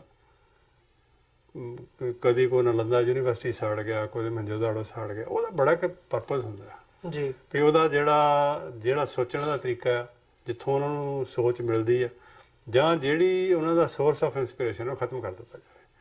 ਹੁਣ 1984 ਦੇ ਵਿੱਚ ਜਿੰਨਾ ਆਪਣਾ ਇਤਿਹਾਸਕ, ਉਹ ਕੋਈ ਕਹਿੰਦਾ ਚੁੱਕ ਕੇ ਲੈ ਗਿਆ, ਕੋਈ ਕਹਿੰਦਾ ਜੀ ਉੱਥੇ ਪਿਆ ਰਿਹਾ, SGPC ਨੂੰ ਦੇ ਦਿੱਤਾ, ਕੁਛ ਨਹੀਂ ਪਤਾ ਹੈਗਾ ਉਹਦਾ ਕੀ ਹੋਇਆ, ਪਰ ਉਹ ਸਾਡੇ ਸਾਰੇ ਹਿਸਟੋਰੀਕਲ ਐਵੀਡੈਂਸ ਹੈਗੇ ਆ। ਇਹ ਜਿਹੜੇ ਐਟ ਲੀਸਟ ਜਿੰਨੇ ਵੀ ਸਾਡੇ ਇੱਦਾਂ ਦੀਆਂ ਜਿਹੜੇ ਐਵੀਡੈਂਸ ਹੈਗੇ ਆ, ਪੰਥ ਨੂੰ ਇੱਦਾਂ ਦੇ ਇੰਸਟੀਚਿਊਟ ਖੜੇ ਕਰਨੇ ਚਾਹੀਦੇ ਤਾਂ ਕਿ ਉਹ ਜਿਹੜੇ ਸੁਰੱਖਿਅਤ ਰਹਿ ਸਕਣ। ਆਉਣ ਵਾਲੇ ਸਮੇਂ ਵਿੱਚ ਜਿਹੜੀ ਇਹ ਕੌਮ ਦਾ ਇੱਕ ਬੜਬੰਡਾ ਖਜ਼ਾਨਾ, ਕੌਮਾਂ ਦੀ ਜਿਹੜੀ ਸਾਰੀ ਹੁੰਦੀ ਆ, ਕੌਮਾਂ ਦਾ ਜਿਹੜਾ ਥਾਟ ਪ੍ਰੋਸੈਸ ਆ, ਉਹ ਤੁਹਾਡੇ ਇਤਿਹਾਸ 'ਚੋਂ ਨਿਕਲਦਾ ਵੀ ਤੁਸੀਂ ਕੀ ਸੀਗੇ, ਕਿੱਦਾਂ ਸੀ। ਹੁਣ ਤੁਸੀਂ ਇਹ ਜਿਹੜੀ ਗੱਲ ਹੈਗੀ ਆ ਪੰਜਾ ਸਾਹਿਬ ਦੇ ਸਾਕੇ ਵਾਲੀ ਐਕਸਪਲੇਨ ਕਰਨੀ ਹੋਵੇ ਤਾਂ ਬਹੁਤ ਵੱਡੀ ਗੱਲ ਹੈ। ਜੀ ਬਿਲਕੁਲ। ਤੇ ਡਾਕਟਰ ਸਾਹਿਬ, ਜਿਵੇਂ ਤੁਸੀਂ ਇਹ ਸਾਰੇ ਦਾ ਜ਼ਿਕਰ ਕੀਤਾ ਤੇ ਜਿਵੇਂ ਤੁਸੀਂ ਦੋਵਾਂ ਦਾ ਜਦੋਂ ਕੰਪੈਰੀਜ਼ਨ ਕਰਦੇ ਹੋ, ਗੁਰਦੁਆਰਾ ਸਾਹਿਬਾਨਾਂ ਦਾ ਜਾਂ ਹੈਰੀਟੇਜ ਦਾ, ਗੁਰ ਇਤਿਹਾਸ ਨਾਲ ਜੋੜ ਕੇ ਦੇਖਦੇ ਤਾਂ ਤੁਸੀਂ ਜ਼ਿਕਰ ਕੀਤਾ ਇੱਧਰਲੇ ਪਾਸੇ ਗੁਰਦੁਆਰਾ ਗਿਆਨ ਗੋਦੜੀ ਦਾ ਤੇ ਗੁਰਦੁਆਰਾ ਡੋਂਗਮਾਰ ਦਾ ਸਿੱਕਿਮ ਦੇ ਵਿੱਚ, ਜਿਹੜੇ ਕਿ ਇਤਿਹਾਸਕ ਗੁਰਦੁਆਰਾ ਸਾਹਿਬਾਨ ਨੇ, ਪਰ 84 ਤੋਂ ਵੇਲੇ ਗੁਰਦੁਆਰਾ ਗਿਆਨ ਗੋਦੜੀ ਕੰਪਲੀਟਲੀ ਮਲਿਆਮੇਟ ਕਰ ਦਿੱਤਾ ਗਿਆ ਤੇ ਅੱਜ ਤੱਕ ਵੀ ਸਿੱਖ ਮੰਗ ਕਰਦੇ ਆ ਸਰਕਾਰਾਂ ਤੋਂ, ਤੇ ਸਰਕਾਰਾਂ ਦੇ ਇੱਧਰ ਭਾਰਤ ਸਰਕਾਰ ਕੇਂਦਰ ਦੇ ਵਿੱਚ ਹੋਵੇ ਜਾਂ ਉੱਥੋਂ ਉੱਤਰਾਖੰਡ ਦੀ ਸਰਕਾਰ ਹੋਵੇ, ਕੰਨਾਂ ਤੇ ਜੂੰ ਤੱਕ ਨਹੀਂ ਸਿਰਕਦੀ ਉਹਨਾਂ ਦੇ। ਤੇ ਪਰ ਜਿਹੜਾ ਨੈਰੇਟਿਵ ਲੋਕਾਂ ਦੇ ਵਿੱਚ ਜਾਂਦਾ ਹੈ, ਉਹ ਇਹ ਜਾਂਦਾ ਹੈ ਵੀ ਪਾਕਿਸਤਾਨੀ ਸਾਈਡ ਤੇ ਜਿਹੜੇ ਗੁਰਦੁਆਰੇ ਆ ਉਹ ਟੇਕ ਕੇਅਰ ਨਹੀਂ ਕਰਦੇ, ਉੱਥੇ ਮਲੀਆਮੇਟ ਕਰ ਦਿੱਤੇ ਗਏ ਆ, ਜਾਂ ਉੱਥੇ ਜਿਹੜੀ ਸਾਡੀ ਹੈਰੀਟੇਜ ਆ ਉਹਦੀ ਟੇਕ ਕੇਅਰ ਨਹੀਂ ਕੀਤੀ ਜਾਂਦੀ। ਜਿਹੜੇ ਫੈਕਟ ਨੇ ਉਹ ਕੁਝ ਹੋਰ ਬਿਆਨ ਕਰਦੇ ਨੇ, ਤੁਸੀਂ ਵੀ ਜ਼ਿਕਰ ਕੀਤਾ। ਇਹ ਕੀ, ਇਹਦੇ ਬਿਹਾਈਂਡ ਕੀ ਸਮਝਦੇ ਹੋ, ਕੀ ਚੱਕਰ ਹੈ? ਦੇਖੋ, ਨਾ ਇਹ ਗੱਲ ਸਾਰੀ ਗਲਤ ਹੈ ਨਾ ਸਾਰੀ ਸਹੀ ਹੈ, ਉਹਦੇ ਵਿੱਚ ਅਸੀਂ ਵੀ ਕਸੂਰਵਾਰ ਹਾਂ। ਜਿੱਦਾਂ ਮੈਂ ਪਹਿਲਾਂ ਹੀ ਕਿਹਾ ਵੀ ਪਹਿਲੀ ਗੱਲ ਤੇ ਅਸੀਂ ਉਹ ਜਗ੍ਹਾ ਨੂੰ ਛੱਡ ਕੇ ਆ ਗਏ, ਮੇਕਸ ਨੋ ਸੈਂਸ ਜੀ। ਠੀਕ ਹੈ ਵੀ ਤੁਸੀਂ ਆਪਣੀ ਜਗ੍ਹਾ ਹੀ ਖਾਲੀ ਕਰ ਦਿਓ। ਉਦੋਂ ਕੀ ਅਰੇਂਜਮੈਂਟ ਸੀ, ਅਸੀਂ ਤਾਂ ਉਦੋਂ ਹੈ ਨਹੀਂ ਸੀ ਉੱਥੇ, ਪਰ ਮਤਲਬ ਇਹ ਹਮੇਸ਼ਾ ਅਫਸੋਸ ਰਹੇਗਾ ਪੰਥ ਨੂੰ ਇਸ ਗੱਲ ਦਾ ਵੀ ਜਿਹਨਾਂ ਲੋਕਾਂ ਨੇ ਵੀ ਇਹ ਫੈਸਲਾ ਕੀਤਾ ਕੀ ਸੋਚ ਕੇ ਕੀਤਾ ਵੀ ਤੁਸੀਂ ਆਪਣੀ ਜਗ੍ਹਾ ਹੀ ਛੱਡ ਜਾਓ। ਇੱਕ ਗੱਲ। ਦੂਜੀ ਗੱਲ ਇਹ ਆ ਵੀ ਜਿਹੜਾ ਨਾ ਉੱਥੇ ਰੈਨੋਵੇਸ਼ਨ ਹੋਣ ਦਾ ਜਾਂ ਰੱਖ ਰਖਾਵ ਨਾ ਹੋਣ ਦਾ ਕਾਰਨ ਵੀ ਕਮਿਊਨਿਟੀ ਨਹੀਂ ਹੈਗੀ ਬਿਲਕੁਲ। ਹੁਣ ਕਮਿਊਨਿਟੀ ਨੇ ਫਲਰਿਸ਼ ਕਰਨਾ ਸ਼ੁਰੂ ਕੀਤਾ, ਡਾਇਸਪੋਰਾ ਜਿਹੜੇ ਸਿੱਖ ਆ ਉਹਨਾਂ ਨੇ ਜਾਣਾ ਉੱਥੇ ਸ਼ੁਰੂ ਕੀਤਾ, ਇਹਨਾਂ ਦਾ ਪ੍ਰੈਸ਼ਰ ਆ, ਫਿਰ ਉਹਨਾਂ ਨੂੰ ਕਹਿਣ ਦਾ ਬਾਰ-ਬਾਰ, ਕਿਉਂਕਿ ਇੰਡੀਅਨ ਸਾਈਡ ਤੋਂ ਤਾਂ ਅੱਗੇ ਜਿਹੜਾ ਜਥਾ ਜਾਂਦਾ ਸੀ ਉਹ ਸਿੱਧਾ ਹੀ ਲੈ ਕੇ ਗੁਰਦੁਆਰੇ ਜਾਂਦੇ ਸੀ, ਉੱਥੇ ਬੰਦ ਕਰ ਦਿੰਦੇ ਸੀ, ਉੱਥੋਂ ਮੁੜ ਕੇ ਅਗਲੇ ਗੁਰਦੁਆਰੇ, ਬਾਹਰ ਫਿਰਨ ਤੁਰਨ ਦੀ ਕੋਈ ਇਜਾਜ਼ਤ ਨਹੀਂ ਸੀ। ਹੁਣ ਜਦੋਂ ਤੁਸੀਂ ਜਾਂਦੇ ਹੋ, ਬਾਹਰ ਦੇਖਦੇ ਹੋ, ਲੋਕਾਂ ਨੂੰ ਮਿਲਦੇ ਹੋ, ਇੱਥੇ ਪਾਕਿਸਤਾਨ ਦੇ ਜਿਹੜੇ ਲੋਕ ਆਉਂਦੇ ਨੇ ਬਾਹਰਲੇ ਮੁਲਕਾਂ ਵਿੱਚ, ਤੁਹਾਡੇ ਇੱਕ ਇੰਟਰੈਕਸ਼ਨ ਹੁੰਦੀ ਆ, ਉਹ ਤੁਹਾਨੂੰ ਫਿਰ ਲੈ ਕੇ ਜਾਂਦੇ ਨੇ। ਇਹ ਇੱਕ ਸਿਲਸਿਲਾ ਅਲੱਗ ਹੋ ਗਿਆ। ਪਰ ਜਿਵੇਂ ਤੁਸੀਂ ਕਿਹਾ ਕਿ ਦੇਖੋ ਜਿਹੜਾ ਗੁਰਦੁਆਰਾ ਸਾਹਿਬ ਬਾਲ ਲੀਲਾ, ਮੈਂ ਉਹਨੂੰ ਢਾਉਣ ਦੇ ਖਿਲਾਫ ਸੀਗਾ।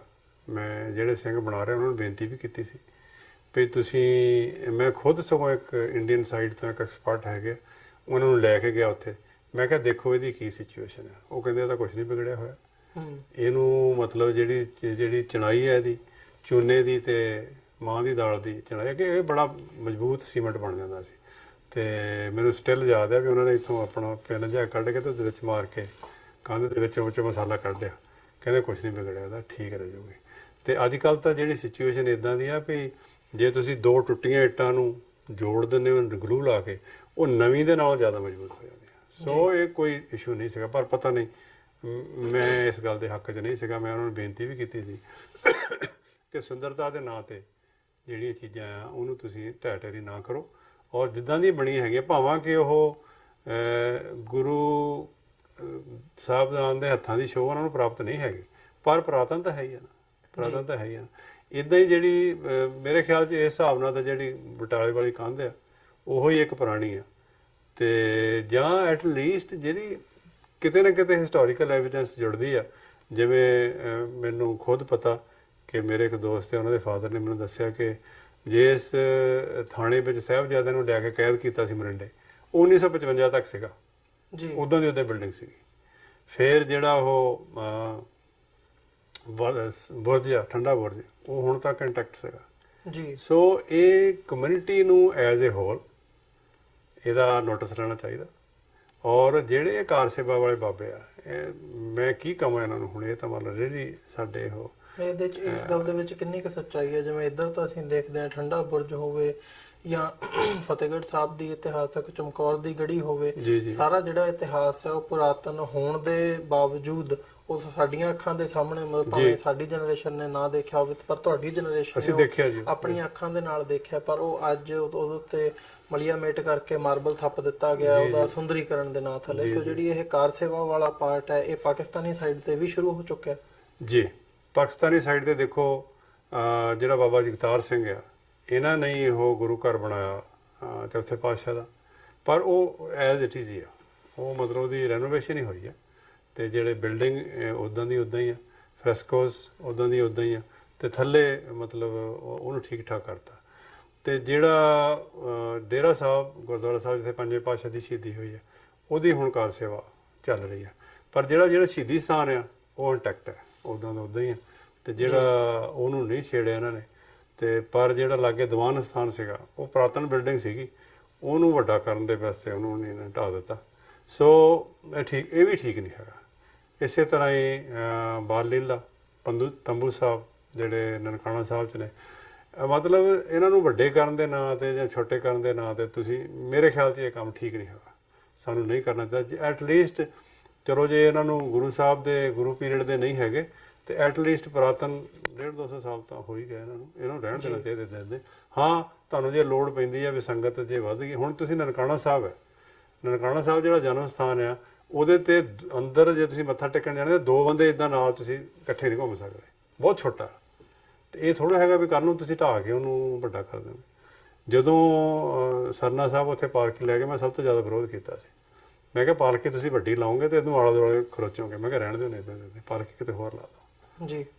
ਜਿਹੜਾ ਐਕਚੁਅਲੀ ਜਿੱਦਾਂ ਬਣਿਆ, ਸਾਡਾ ਕੋਈ ਸੋਨੇ ਦਾ ਨਾਲ ਇੱਦਾਂ ਦਾ ਕੋਈ ਤਲਕ ਨਹੀਂ ਹੈਗਾ। ਸਾਨੂੰ ਪੁਰਾਤਨਤਾ ਦੇ ਨਾਲ ਸਾਨੂੰ ਉਹਦੇ ਤੋਂ ਇੱਕ ਸਿੱਖਿਆ ਵੀ ਮਿਲਦੀ ਆ, ਜਿਹੜੀ ਤੁਹਾਡੇ ਅੰਦਰ ਇੱਕ ਭਾਵਨਾ ਵੀ ਜਾਗਦੀ ਆ ਵੀ ਸਾਡੇ ਉਹ ਬਹੁਤ ਪੁਰਾਣੀ ਬਿਲਡਿੰਗ ਹੈ। ਇਹ ਤੁਸੀਂ ਬੈਠ ਕੇ ਹੀ ਮਹਿਸੂਸ ਕਰ ਸਕਦੇ ਆ, ਦੇਖ ਕੇ ਨਹੀਂ ਜੀ। ਦੇਖ ਕੇ ਤੁਹਾਨੂੰ ਇਹਦਾ ਉਲਟਾ ਅਸਰ ਪਊਗਾ। ਸੋ ਹਾਂ, ਜਿਹੜਾ ਤੁਹਾਡਾ ਸਵਾਲ ਹੈ, ਜ਼ਰੂਰ 1-2 ਜਗ੍ਹਾ ਇੱਦਾਂ ਦੀ ਗੱਲ ਹੋਈ ਹੈ, ਤੇ ਪਰ ਜਿਹੜਾ ਉੱਥੇ ਚੌਹਾ ਗੁਰੂ ਨਾਨਕ ਹੈ ਉਹ ਉੱਦਾਂ ਦਾ ਉੱਦਾਂ ਹੀ ਹੈ, ਉਹ ਵੈਸੇ ਹੀ ਰੈਨੋਵੇਟ ਹੋਏਗਾ। ਇਸੇ ਤਰ੍ਹਾਂ ਹੀ ਜਿਹੜਾ ਬਾਬੇ ਦੀ ਬੇਰ ਸਿਆਲਕੋਟ ਹੈ, ਉਹਨੂੰ ਛੇੜਿਆ ਨਹੀਂ ਹੈਗਾ, ਉਹਦੀ ਬਿਲਡਿੰਗ ਦਾ ਜਿਹੜਾ ਸਟਰਕਚਰ ਆ ਉਹ ਉੱਦਾਂ ਦਾ ਉੱਦਾਂ ਹੀ ਆ, ਤੇ ਉਹਨੂੰ ਮਤਲਬ ਰੈਨੋਵੇਟ ਉਸੇ ਤਰੀਕੇ ਦੇ ਨਾਲ ਹੀ ਕੀਤਾ ਜਾ ਰਿਹਾ ਜੀ। ਤੇ ਜਿਵੇਂ ਗੱਲਬਾਤ ਨੂੰ ਅੱਗੇ ਤੋਰੀ, ਥੋੜਾ ਜਿਹਾ ਇਤਿਹਾਸਕ ਪਿਛੋਕੜ ਤੋਂ, ਮਤਲਬ ਹੁਣ ਕਰਤਾਰਪੁਰ ਕੋਰੀਡੋਰ ਦਾ ਇਸ਼ੂ ਇਸ ਵਕਤ ਹਾਈਲਾਈਟ ਹੈ, ਸਾਰਿਆਂ ਦੀ ਨਿਗਾਹ ਕਰਤਾਰਪੁਰ ਕੋਰੀਡੋਰ ਤੇ ਟਿਕੀ ਹੋਈ ਹੈ। ਜਿਵੇਂ ਗੱਲਬਾਤ ਚੱਲ ਰਹੀ ਹੈ, ਇੰਡੀਅਨ ਸਾਈਡ ਵੱਲੋਂ ਥੋੜਾ ਜਿਹਾ ਰੈਜ਼ਿਸਟ ਕੀਤਾ ਜਾ ਰਿਹਾ, ਪਰ ਪਾਕਿਸਤਾਨੀ ਸਾਈਡ ਵੱਲੋਂ ਇਹਦੇ ਤੇ ਪੇਸ਼ਕਦਮੀ ਵੀ ਕੀਤੀ ਜਾ ਰਹੀ ਹੈ। ਇਵਨ ਰੀਸੈਂਟਲੀ ਇਮਰਾਨ ਖਾਨ ਹੋਰਾਂ ਨੇ ਨਰਿੰਦਰ ਮੋਦੀ ਨੂੰ ਦੂਜੀ ਵਾਰ ਚਿੱਠੀ ਲਿਖੀ ਹੈ ਕਿ ਅਸੀਂ ਕਸ਼ਮੀਰ ਸਮੇਤ ਜਿਹੜੇ ਬਾਕੀ ਇਸ਼ੂਜ਼ ਹੈਗੇ ਆ ਉਹਨਾਂ ਤੇ ਵੀ ਅਸੀਂ ਗੱਲਬਾਤ ਕਰੀਏ ਤੇ ਉਹਨਾਂ ਨੂੰ ਰਿਜ਼ੋਲਵ ਕਰੀਏ। ਇੰਡੀਅਨ ਸਾਈਡ ਵੱਲੋਂ ਇਹੀ ਜਵਾਬ ਆਇਆ ਕਿ ਨਹੀਂ, ਜਿੰਨੀ ਦੇਰ ਤੱਕ ਤੁਹਾਡਾ ਟੈਰਰਿਜ਼ਮ ਦਾ ਨਹੀਂ, tax and terrorism can not go together, ਜਿਹੜਾ ਵਨ ਲਾਈਨਰ ਉਹਨਾਂ ਦਾ ਹੁੰਦਾ ਹੈ। ਤੁਸੀਂ ਕਿਵੇਂ ਦੇਖਦੇ ਹੋ ਇਸ ਕਰਤਾਰਪੁਰ ਕੋਰੀਡੋਰ ਦੇ ਇਸ਼ੂ ਤੇ ਜਿਹੜੀ ਇਹ ਆਪਸੀ ਰੰਜਿਸ਼ ਹੈ ਜਾਂ ਪੋਲਿਟਿਕਸ ਹੈ, ਇਹ ਕਿਤੇ ਨਾ ਕਿਤੇ ਅਫੈਕਟ ਕਰਦੀ ਨਜ਼ਰ ਆ ਰਹੀ ਹੈ? ਦੇਖੋ, ਜਿਹੜਾ ਇਹ ਪਿਛਲੇ 60-70 ਸਾਲ ਦੀ ਇੱਕ ਕਹਾਣੀ ਆ, ਜਿਹੜਾ ਕਸ਼ਮੀਰ ਇਸ਼ੂ ਆ, ਕੱਲਾ ਇਹ ਕਸ਼ਮੀਰ ਇਸ਼ੂ ਨਹੀਂ ਹੈਗਾ। ਜਿੱਥੇ ਜਿੱਥੇ ਵੀ ਜਿਹੜੀ ਬ੍ਰਿਟਿਸ਼ ਵਾਲੇ ਛੱਡ ਕੇ ਗਏ ਆ, ਜਿਹੜੀਆਂ ਲਾਈਨਸ ਇਹਨਾਂ ਨੇ ਡਰਾਅ ਕੀਤੀਆਂ ਸੀਗੀਆਂ, ਉਹ ਸਾਰੀਆਂ ਦੇ ਸਾਰੀਆਂ ਫਸਾਦ ਵਾਲੀਆਂ, ਡਿਸਪਿਊਟਡ ਆ। ਹੁਣ ਡਿਊਰੈਂਟ ਲਾਈਨ ਹੈ ਜਿਹੜੀ ਅਫਗਾਨਿਸਤਾਨ ਦੇ ਵਿੱਚ ਤੇ ਪਾਕਿਸਤਾਨ ਦੇ ਵਿੱਚ, ਉਹਦੀ ਪ੍ਰੋਬਲਮ ਹੈ। ਮੈਕਮੋਹਨ ਲਾਈਨ ਹੈ ਜਿਹੜੀ ਚਾਈਨਾ ਦੇ ਵਿੱਚ ਤਾਂ ਇੰਡੀਆ ਦੇ ਵਿੱਚ, ਉਹਦੀ ਪ੍ਰੋਬਲਮ ਹੈ। ਇੱਦਾਂ ਹੀ ਜਿਹੜੀ LOC ਆ, ਲਾਈਨ ਆਫ ਐਕਚੁਅਲ ਕੰਟਰੋਲ ਜਿਹਨੂੰ ਕਹਿੰਦੇ ਆ, ਇਹ ਬਾਰਡਰ ਨਹੀਂ ਹੈਗਾ, ਇਹ LOC ਆ, ਇਹ ਫਿਕਸ ਨਹੀਂ ਹੈਗਾ। ਇਸੇ ਕਰਕੇ ਇੱਥੇ ਜਿਹੜਾ ਹੈਗਾ ਹਜੇ ਪੰਜਾਬ ਵਾਲੇ ਸਾਈਡ ਤੇ ਇਹਨੂੰ ਬਾਘਾ ਬਾਰਡਰ ਕਹਿੰਦੇ, ਉੱਧਰ ਨੂੰ LOC ਕਹਿੰਦੇ ਆ, ਲਾਈਨ ਆਫ ਐਕਚੁਅਲ, ਜਿਹਦੇ ਕੋਲ ਜਿੰਨੀ ਦੱਬਿਆ ਜਿੰਨਾ ਹੈਗਾ। ਸੋ ਇਹ ਇੱਕ ਇੱਦਾਂ ਦਾ ਇਸ਼ੂ ਹੈਗਾ ਜਿਹਦੇ ਤੇ ਕਨਫਲਿਕਟ ਹੈ, ਜਿਹੜਾ ਕਿ ਰਿਜ਼ੋਲਵ ਨਹੀਂ ਹੁੰਦਾ। ਸੋ ਮੈਂ ਸਮਝਦਾ ਜਿਹੜਾ ਕਸ਼ਮੀਰ ਦਾ ਇਸ਼ੂ ਆ, ਉਹਦੇ ਤੇ ਇੰਡੀਆ ਨੇ ਜ਼ਿਆਦਾ ਪਲੇ ਕੀਤਾ। ਜੇ ਇਹਨਾਂ ਦਾ ਇੱਕ ਵਾਰੀ ਬੈਠ ਕੇ ਗੱਲ ਹੋ ਗਈ ਸੀ ਵੀ ਅਸੀਂ ਇੱਥੇ ਰਾਇਸ਼ੁਮਾਰੀ ਕਰਾਉਣੀ ਆ, ਤੇ ਲੈਟ ਦਾ ਪੀਪਲ ਡਿਸਾਈਡ ਵੀ ਉਹ ਕੀ ਚਾਹੁੰਦੇ ਆ, ਵੀ ਉਹ ਨਹੀਂ ਇੰਡੀਆ ਵਾਲੇ ਪਾਸੇ ਜਾਣਾ, ਪਾਕਿਸਤਾਨ ਵਾਲੇ ਪਾਸੇ ਜਾਣਾ, ਇੰਡੀਪੈਂਡੈਂਟ ਰਹਿਣਾ। ਇਹ ਉਹਨਾਂ ਦਾ, ਲੋਕਾਂ ਨੂੰ ਜਿਹੜਾ ਉਹਨਾਂ ਦਾ ਅਧਿਕਾਰ ਆ। ਸੋ ਇਹ ਜਿਹੜੇ ਹੈਗੇ ਆ ਇੰਡੀਅਨ ਸਾਈਡ, ਉਹਦਾ ਅਧਿਕਾਰ ਨਹੀਂ ਦੇ ਰਹੀ। ਸੋ ਰਹੀ ਗੱਲ ਕਰਤਾਰਪੁਰ ਸਾਹਿਬ ਦੇ ਕੋਰੀਡੋਰ ਦੀ, ਇਹ ਪਾਰਟੀਸ਼ਨ ਦੇ ਵੇਲੇ ਤੋਂ ਹੀ ਇਹਦੀ ਮੰਗ ਉੱਠਦੀ ਰਹੀ ਆ। ਕਦੀ ਤਾਂ ਇਹ ਹੋਇਆ ਈਵਨ 1969 ਦੇ ਵਿੱਚ ਜਦੋਂ ਪਹਿਲੇ ਪਾਤਸ਼ਾਹ ਦਾ 500 ਸਾਲਾ ਆਪਣਾ ਅਵਤਾਰ ਦਿਹਾੜਾ ਮਨਾ ਰਹੇ ਸੀਗੇ ਪ੍ਰਕਾਸ਼ ਪੁਰਬ, ਤੇ ਉਦੋਂ ਇੰਦਰਾ ਗਾਂਧੀ ਨੇ ਵੀ ਕਿਹਾ ਸੀ ਵੀ ਚਲੋ ਆਪਾਂ ਲੈਂਡ ਜਿਹੜੀ ਹੈਗੀ ਸਵੈਪ ਕਰ ਲੈਂਦੇ ਹਾਂ, 3-4 ਮੀਲ ਦਾ ਏਰੀਆ ਇੱਧਰੋਂ ਕੱਟ ਕੇ ਇੱਧਰ ਨੂੰ ਦੇ ਦਾਂਗੇ। ਪਰ ਇਹ ਸਿੰਸੀਅਰ ਨਹੀਂ ਹੈਗੇ, ਉਹ ਸਿੰਸੀਅਰ ਨਹੀਂ ਹੈਗੇ। ਤੇ ਐਟ ਦਾ ਸੇਮ ਟਾਈਮ ਉਦੋਂ ਪਾਕਿਸਤਾਨ ਵੀ, ਉਹਨਾਂ ਦੇ ਵੀ ਆਪਣੀਆਂ ਪ੍ਰੋਬਲਮਸ ਹੈਗੀਆਂ, ਕਿਉਂਕਿ ਉਹ ਦਰਿਆ ਰਾਵੀ ਉੱਥੇ ਉਸ ਪਾਸੇ ਪੈਂਦਾ ਹੈ ਪਾਕਿਸਤਾਨੀ ਸਾਈਡ ਤੇ। ਤੇ ਪਿਛਲੇ ਟਾਈਮ ਦੇ ਵਿੱਚ ਜਿਹੜੇ ਦਰਿਆ ਆ, ਇਹ ਇੱਕ ਨੈਚੁਰਲ ਬਾਰਡਰ ਸੀ, ਡਿਫੈਂਸ ਦੀ ਲਾਈਨ ਵੀ ਹੁੰਦੀ ਸੀ, ਸੇਮ ਜਿੱਦਾਂ ਬਿਆਸ ਆ ਜਾਂ ਰਾਵੀ ਆ, ਇਹ ਡਿਫੈਂਸ ਦੀ ਲਾਈਨ ਵੀ ਹੈ ਨਾ, ਇਹਨੂੰ ਕ੍ਰਾਸ ਕਰਨਾ ਕੋਈ ਏਡਾ ਸੌਖਾ ਨਹੀਂ ਹੁੰਦਾ। ਸੋ ਹੋ ਸਕਦਾ ਉਹਨਾਂ ਦਾ ਇਹ ਵੀ ਇੱਕ ਰੀਜ਼ਨ ਹੋਵੇ। ਤਾਂ ਉਹਨਾਂ ਨੇ, ਪਰ ਜੇ ਤੁਸੀਂ, ਮੈਂ ਅੱਗੇ ਵੀ ਇੱਕ ਦਿਨ ਤੁਹਾਡੇ ਮਾਧਿਅਮ ਰਾਹੀਂ ਮੇਰੇ ਖਿਆਲ ਜ਼ਿਕਰ ਕੀਤਾ ਸੀ ਕਿ ਜਿਹੜੀ ਉਹਨਾਂ ਦੀ ਇੱਕ ਸਿਕਿਉਰਿਟੀ ਦਾ ਇਸ਼ੂ ਸੀਗਾ ਉਹਨਾਂ ਦੀ ਫਸਟ ਡਿਫੈਂਸ ਲਾਈਨ ਦਾ। ਹੁਣ ਜਿਹੜੀ ਪਾਕਿਸਤਾਨ ਦੀ ਫਸਟ ਡਿਫੈਂਸ ਲਾਈਨ ਹੈ ਉਹ ਗੁਰਦੁਆਰਾ ਸਾਹਿਬ ਤੋਂ 2-3 ਕਿਲੋਮੀਟਰ ਪਿੱਛੇ ਆ ਜੀ, ਤੇ ਗੁਰਦੁਆਰਾ ਦਾ ਰਾਈਟ ਔਨ ਦਾ ਬਾਰਡਰ ਆ, ਠੀਕ ਹੈ। ਸੋ ਉਹ ਕੰਪਰੋਮਾਈਜ਼ ਨਹੀਂ ਸੀ ਕਰਦੇ ਕਦੀ ਵੀ। ਪਰ ਮੁਸ਼ਰਫ ਦੇ ਵੇਲੇ ਇਹ ਗੱਲ ਸ਼ੁਰੂ ਹੋਈ, ਉਹਨਾਂ ਨੇ ਕਿਹਾ ਵੀ ਅਸੀਂ ਤਿਆਰ ਹਾਂ, ਚਲੋ ਗੱਲ ਕਰੋ। ਪਰ ਇੰਡੀਅਨ ਸਾਈਡ ਤੋਂ ਇਹਦਾ ਕਦੀ ਵੀ ਜਿਹੜਾ ਭਰਮਾ ਹੰਗਾਰਾ ਉਹ ਨਹੀਂ ਸੀ ਮਿਲਿਆ। ਇਹਦੇ ਵਿੱਚ ਇੱਕ ਹੋਰ ਵੀ ਵੱਡੀ ਕਾਰਨ ਇਹ ਵੀ ਹੈਗਾ, ਉਹ ਹੈਗਾ ਵੀ ਜਿਹੜਾ ਇੰਡੀਅਨ ਸਾਈਡ ਆ, ਹਿੰਦੂਤਵੀ ਜਿਹੜੀ ਲੀਡਰਸ਼ਿਪ ਆ, ਉਹ ਸਿੱਖਾਂ ਨੂੰ ਤੇ ਮੁਸਲਮਾਨਾਂ ਨੂੰ ਇਹਨੇ ਇਕੱਠੇ ਨਹੀਂ ਦੇਖਣਾ ਚਾਹੁੰਦੇ, ਕਿਉਂਕਿ ਉਹਨਾਂ ਨੂੰ ਇਹ ਆ ਵੀ ਇਹਨਾਂ ਦਾ ਥਾਟ ਇੱਕ ਰੱਬ ਦੀ ਹੋਂਦ ਨੂੰ ਮੰਨਣ ਵਾਲੀਆਂ ਦੋ ਕੌਮਾਂ ਆ। ਫਿਰ ਪੰਜਾਬੀ ਨੇ ਇਕੱਠੇ ਹੋ ਸਕਦੇ ਕੱਲ੍ਹ ਨੂੰ, ਜਾਂ ਇਹ ਸਾਡੇ ਲਈ ਕੋਈ ਮੁਸ਼ਕਲ ਪੈਦਾ ਕਰ ਸਕਦੇ। ਸੋ ਇਹਨਾਂ ਗੱਲਾਂ ਕਰਕੇ ਉਹ ਕਦੀ ਵੀ ਨਹੀਂ ਇਹ ਚਾਹੁੰਦੇ ਕਿ ਜਿਹੜਾ ਪੰਜਾਬੀ ਭਾਈਚਾਰਾ, ਚਾਹੇ ਉਹ ਸਿੱਖ ਆ ਮੁਸਲਮਾਨ ਹੈ, ਉਹ ਇਕੱਠਾ ਨਾ ਹੋਵੇ। ਸੋ ਇਹ ਵੀ ਇੱਕ ਮੇਨ ਕਾਰਨ ਸੀਗਾ। ਸੋ ਹਾਲਾਤ ਬਣੇ, ਮੈਂ ਅਸੀਂ ਵਧਾਈ ਦਿੰਦੇ ਹਾਂ ਇਮਰਾਨ ਖਾਨ ਨੂੰ ਕਿ ਉਹਨਾਂ ਨੇ ਇਹ ਸਟੈਪ ਲਿਆ। ਔਰ ਉਹਨਾਂ ਵਾਲੀ ਸਾਈਡ ਤੋਂ ਤਾਂ ਜ਼ੀਰੋ ਲਾਈਨ ਤੱਕ ਮੈਨੂੰ ਲੱਗਦਾ ਅਗਸਤ ਸਤੰਬਰ ਤੱਕ ਸਾਰੀ ਜਿਹੜੀ ਹੁਣ ਦੀ ਜਿਹੜੀ ਡਿਵੈਲਪਮੈਂਟ ਹੈ, ਪੁਲਾਂ ਦਾ ਵੀ ਕਾਫੀ ਕੰਮ ਹੋ ਗਿਆ, ਜਿਹੜਾ ਕਿ ਵੱਡੀ ਗੱਲ ਸੀ। ਜ਼ੀਰੋ ਲਾਈਨ ਤੱਕ ਉਹ ਲੱਗਦਾ ਸਤੰਬਰ ਦੇ ਵਿੱਚ ਉਹ ਉਹਨਾਂ ਨੂੰ, ਅਗਸਤ ਕਹਿ ਰਹੇ ਆ, ਸਤੰਬਰ ਤੱਕ ਜੇ ਕੋਈ ਕਈ ਵਾਰੀ ਹੜ੍ਹ ਆ ਜਾਂਦਾ ਵਿੱਚ ਪ੍ਰੋਬਲਮ ਪੈ ਜਾਂਦੀ ਹੈ, ਤੇ ਸਤੰਬਰ ਤੱਕ ਮੈਨੂੰ ਲੱਗਦਾ ਉਹ ਕੰਪਲੀਟ ਕਰ ਦੇਣਗੇ। ਤੇ ਇਹਨਾਂ ਨੂੰ ਵੀ, ਇੰਡੀਅਨ ਸਾਈਡ ਨੂੰ ਵੀ ਇਹ ਕੰਮ ਕਰਨਾ ਪਏਗਾ, ਕਿਉਂਕਿ ਉਹਨਾਂ ਨੇ, ਉਹ ਚੁੱਪ ਨਹੀਂ ਬੈਠੇ ਹੋਏ। ਪਾਕਿਸਤਾਨੀ ਸਾਈਡ ਹੈ ਜਿਹੜੀ, ਉਹ ਬਕਾਇਦਾ ਪ੍ਰਚਾਰ ਕਰ ਰਿਹਾ, ਤੇ ਜੇ ਇਹ ਨਹੀਂ ਕਰਨਗੇ ਤਾਂ ਇਹਨਾਂ ਦੇ ਅਗੇਂਸਟ ਜਾਂਦੀ ਹੈ ਗੱਲ। ਫਿਰ ਤੁਸੀਂ ਇਹਨੂੰ ਮਤਲਬ ਇਕੱਲਾ ਉਹ ਪੀਸ ਆਪਣਾ ਕੋਰੀਡੋਰ ਹੀ ਨਹੀਂ ਹੈਗਾ, ਉਹਨੂੰ ਸ਼ਾਂਤੀ ਦਾ ਪੁਲ, ਪੀਸ ਬ੍ਰਿਜ, ਸਾਰੀ ਦੁਨੀਆ ਤੇ ਉਹਨੇ ਇਸ ਗੱਲ ਦਾ ਪ੍ਰਚਾਰ ਕੀਤਾ ਵੀ ਅਸੀਂ ਤਾਂ ਦੇਖ ਲਓ ਚਾਹੁੰਦੇ ਹਾਂ ਵੀ ਕਰ ਰਹੇ ਹਾਂ, ਸ਼ਾਂਤੀ ਹੋ ਜਾਵੇ, ਹੈ ਨਾ। ਸੋ ਲੱਗਦਾ ਭਈ ਇਹ ਠੀਕ ਰਹੇਗਾ।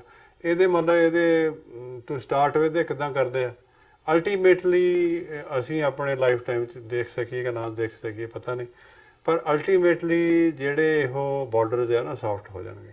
ਇਹ ਰਹਿਣੇ ਨਹੀਂ ਹੈ ਇੰਨੀ ਦੇਰ। ਪੀਪਲ ਟੂ ਪੀਪਲ ਕਾਂਟੈਕਟ ਆ ਜਿਹੜਾ, ਇਹਨੂੰ ਤੁਸੀਂ ਬਹੁਤੀ ਦੇਰ ਬਲੌਕ ਨਹੀਂ ਕਰ ਸਕਦੇ। ਅੱਜ ਵੀ ਚਾਹੇ ਜਿਹੜੀ ਸਾਡੀ ਜਨਰੇਸ਼ਨ ਦੇ ਲੋਕ ਆ ਜਾਂ ਜਿਹੜੇ ਉਧਰ ਜਿਹੜੇ ਨਵੀਂ ਜਨਰੇਸ਼ਨ ਦੇ ਲੋਕ ਆ, ਭਾਵੇਂ ਉਹ ਕਦੀ ਸਿੱਖਾਂ ਨੂੰ ਮਿਲੇ ਨਹੀਂ ਜੀ, ਜਾਂ ਕਦੀ ਉਹਨਾਂ ਦਾ ਵਾਹ ਵਾਸਤਾ ਨਹੀਂ ਰਿਹਾ, ਪਰ ਸਿੱਖਾਂ ਨੂੰ ਤੇ ਮੁਸਲਮਾਨਾਂ ਨੂੰ ਆਪਸ ਵਿੱਚ ਹੀ ਦੇਖ ਕੇ ਇੱਕ ਦੂਜੇ ਦਾ ਚਾਅ ਚੜ੍ਹ ਜਾਂਦਾ। ਕਿਉਂਕਿ ਜਿਹੜੀ ਕਲਚਰਲ ਚੀਜ਼ਾਂ ਹੁੰਦੀਆਂ, ਜਾਂ ਖੂਨ ਦੀ ਜਿਹੜੀ ਸਾਂਝ ਹੁੰਦੀ ਆ, ਮਿੱਟੀ ਦੀ ਜਿਹੜੀ ਸਾਂਝ ਹੁੰਦੀ ਆ, ਇਹ ਐਵੇਂ ਨਹੀਂ ਹੈਗੀਆਂ ਗੱਲਾਂ, ਇਹ ਕਾਊਂਟ ਕਰਦੀਆਂ, ਬਹੁਤ ਜ਼ਿਆਦਾ ਕਾਊਂਟ ਕਰਦੀਆਂ। ਔਰ ਉਹਨਾਂ ਨੇ ਆਪਣੇ ਬਜ਼ੁਰਗਾਂ ਪਾਸੋਂ, ਬਾਬਿਆਂ ਤੋਂ, ਦਾਦੀ ਤੋਂ, ਜਾਂ ਪਰਿਵਾਰ ਦੇ ਵਿੱਚ ਸਿੱਖਾਂ ਦੇ ਪ੍ਰਤੀ ਜਿਹੜੀ ਮੁਸਲਮਾਨਾਂ ਦਾ ਇੱਕ ਸੰਬੰਧ ਹੈ ਨਾ, ਉਹਦੀਆਂ ਕਹਾਣੀਆਂ ਸੁਣੀਆਂ ਹੋਈਆਂ, ਤੇ ਉਹ ਬੜੇ ਈਗਰ ਨੇ ਵੀ ਇਹਨਾਂ ਨੂੰ ਦੁਬਾਰਾ ਜਿਹੜਾ ਹੈਗਾ ਮੁੜ ਕੇ ਫਿਰ ਸੁਰਜੀਤ ਕੀਤਾ ਜਾਵੇ। ਸੋ ਇਹਨਾਂ ਗੱਲਾਂ ਤੋਂ ਲੱਗਦਾ ਵੀ ਜਿਹੜਾ ਇਹ ਕੋਰੀਡੋਰ ਵਾਲਾ ਇਸ਼ੂ ਆ, ਕੱਲਾ ਕੋਰੀਡੋਰ ਵਾਲਾ ਨਹੀਂ ਜੀ, ਕਾਫੀ ਹੱਦ ਤੱਕ ਫਿਰ ਇਕੱਲੀ ਇਹ ਧਾਰਮਿਕ ਤੌਰ 'ਤੇ ਹੀ ਗੱਲ ਟਿਕੀ ਨਹੀਂ ਰਹਿੰਦੀ। ਉਸ ਏਰੀਏ ਦੀ ਜਿਹੜੀ ਸਾਊਥ ਏਸ਼ੀਆ ਦਾ ਉਹ ਖਿੱਤਾ ਆ, ਉਹਦੀ ਜਿਹੜੀ ਇਕਨੋਮਿਕ ਡਿਵੈਲਪਮੈਂਟ ਵਾਸਤੇ ਅਗਰ ਇਹ ਦੋਨੇ ਪੰਜਾਬ ਜਿਹੜੇ ਆ ਇਹ ਅਗਾਂਹ ਵਧੂ ਸੋਚ ਬਣਾਉਂਦੇ ਆ, ਤੇ ਇਕਨੋਮਿਕਲੀ ਸਿੱਖਾਂ ਨੂੰ ਤੇ ਮੁਸਲਮਾਨਾਂ, ਸਿੱਖਾਂ ਨੂੰ ਖਾਸ ਕਰਕੇ ਤੇ ਪੰਜਾਬੀਆਂ ਨੂੰ ਆਮ ਕਰਕੇ ਇਹਦਾ ਬਹੁਤ ਲਾਭ ਹੋਏਗਾ ਜੀ। ਤੇ ਇਹਦੇ ਵਿੱਚ ਦੇਖਦੇ ਹੋ ਜਿਵੇਂ ਕਰਤਾਰਪੁਰ ਕੋਰੀਡੋਰ ਜਾਂ ਗੁਰਦੁਆਰਾ ਸਾਹਿਬਾਨਾਂ ਤੇ ਅਸੀਂ ਅੱਜ ਦੀ ਗੱਲਬਾਤ ਨੂੰ ਮੇਨ ਫੋਕਸ ਸਾਡਾ ਇਸ ਇਸ਼ੂ ਦੇ ਉੱਤੇ ਹੈਗਾ। ਜਿਵੇਂ ਪਾਕਿਸਤਾਨ ਗੁਰਦੁਆਰਾ ਪ੍ਰਬੰਧਕ ਕਮੇਟੀ ਹੋਣ ਦੇ ਵਿੱਚ ਆਈ ਹੈ, ਹੁਣ ਲਗਭਗ 20 ਸਾਲ ਹੋਣ ਜਾ ਰਹੇ ਆ ਉਹਨਾਂ ਨੂੰ ਹੋਣ ਦੇ ਵਿੱਚ ਆਇਆ, ਤੇ ਗੁਰਦੁਆਰਿਆਂ ਦੀ ਰੱਖ ਰਖਾਅ ਵੀ ਚੱਲ ਰਹੀ ਹੈ। ਉਹਨਾਂ ਦੀ ਹੈਰੀਟੇਜ ਜਿਹੜੀ ਹੈਗੀ ਆ ਉਧਰਲੇ ਪਾਸੇ ਉਹਦੀ ਸੇਵਾ ਸੰਭਾਲ ਦਾ ਵੀ ਕੰਮ ਚੱਲ ਰਿਹਾ ਹੈ। ਚਲੋ ਕਾਰ ਸੇਵਾ ਵਾਲਾ ਇਸ਼ੂ ਇੱਕ ਹੈ ਜਿਹਨੂੰ ਜੇ ਆਉਣ ਵਾਲੇ ਸਮੇਂ ਦੇ ਵਿੱਚ ਟੈਕਲ ਕਰ ਲਿਆ ਜਾਂਦਾ ਤਾਂ ਜਿਹੜੀ ਇਹ ਗੱਲ ਜੇ ਅੱਗੇ ਤੁਰਦੀ ਹੈ ਤਾਂ ਆਉਣ ਵਾਲੇ ਸਮੇਂ ਦੇ ਵਿੱਚ ਪੰਜਾਬ ਤੋਂ ਵੀ ਤੇ ਖਾਸ ਤੌਰ ਤੇ ਜਿਹੜੇ ਡਾਇਸਪੋਰਾ ਸਿੱਖ ਹੈਗੇ ਆ ਉਹਨਾਂ ਦਾ ਪਾਕਿਸਤਾਨ ਦੇ ਨਾਲ ਜਿਹੜਾ ਰਿਲੇਸ਼ਨ ਹੈ, ਉਹ ਬੌਂਡਿੰਗ ਹੈ ਜਾਂ ਉਹ ਲੈਵਲ ਆਫ ਅੰਡਰਸਟੈਂਡਿੰਗ ਹੈ, ਉਹ ਹੋਰ ਵੀ ਇੱਕ ਨਵੇਂ ਲੈਵਲ ਤੇ ਜਾ ਕੇ ਬਣਦੀ ਹੈ ਤੇ ਆਪਸੀ ਜਿਹੜੀ ਸਾਂਝ ਹੈ ਉਹਦੀ ਗੱਲ ਹੋਰ ਅੱਗੇ ਤੁਰਦੀ ਹੈ। ਬਹੁਤ ਅੱਛਾ ਤੁਹਾਡਾ ਸੁਝਾਅ ਵੀ ਆ, ਸਵਾਲ ਵੀ ਆ। ਪਿਛਲੇ ਦਿਨਾਂ 'ਚ ਪਾਕਿਸਤਾਨੀ ਪੰਜਾਬ ਦੇ ਗਵਰਨਰ ਜਿਹੜੇ ਮੌਜੂਦਾ ਗਵਰਨਰ ਨੇ, ਉਹ ਪਿਛਲੇ ਦਿਨਾਂ 'ਚ ਬਾਹਰਲੇ ਸਿੱਖਾਂ ਵਾਸਤੇ ਸੁਨੇਹਾ ਲੈ ਕੇ ਆਏ ਸੀ ਕਿ 550 ਸਾਲਾਂ ਦੇ ਸੰਬੰਧ ਵਿੱਚ ਗੁਰੂ ਨਾਨਕ ਸਾਹਿਬ ਦੇ ਨਾਂ ਤੇ ਜਿਹੜੀ ਯੂਨੀਵਰਸਿਟੀ ਬਣ ਰਹੀ ਹੈ ਉਹਦੇ ਸੰਬੰਧ ਵਿੱਚ ਤੇ ਕੋਰੀਡੋਰ ਦੇ ਸੰਬੰਧ ਵਿੱਚ ਜੀ। ਤੇ ਆਪ ਉਹ ਬੜੇ ਅੱਛੇ ਪੰਜਾਬੀ ਸਿੱਖ ਦੋਸਤ ਨੇ, ਕਿਉਂਕਿ ਜਿਵੇਂ ਜਿੱਦਾਂ ਪਹਿਲਾਂ ਦੱਸ ਕੇ ਹਟੇ ਜਿਨ੍ਹਾਂ ਦੀ ਸਿੱਖਾਂ ਦੇ ਨਾਲ ਇੱਕ ਪੁਰਾਣੇ ਸਮੇਂ ਤੋਂ ਰਹੀ ਆ, ਜਦੋਂ ਬੰਦਾ ਪਾਵਰ 'ਚ ਆਉਂਦਾ ਨਾ ਉਹ ਕੁਝ ਕਰਨਾ ਚਾਹੁੰਦਾ ਹੁੰਦਾ। ਸੋ ਉੱਥੇ ਇੱਕ ਰਿਲੀਜੀਅਸ ਟੂਰਿਜ਼ਮ ਦੇ ਨਾਂ ਤੇ ਇੱਕ ਸੰਸਥਾ ਬਣੀ ਹੈ ਜਿਹਦੇ ਆਪ ਉਹ ਚੇਅਰਮੈਨ ਹੈ। ਉਹਦੇ ਵਿੱਚ 3 ਫੈਡਰਲ ਮਿਨਿਸਟਰ ਹੈ ਤੇ 3 ਹੀ ਸਟੇਟ ਦੇ ਕੈਬਨਿਟ ਰੈਂਕ ਦੇ ਮਿਨਿਸਟਰ ਹੈ।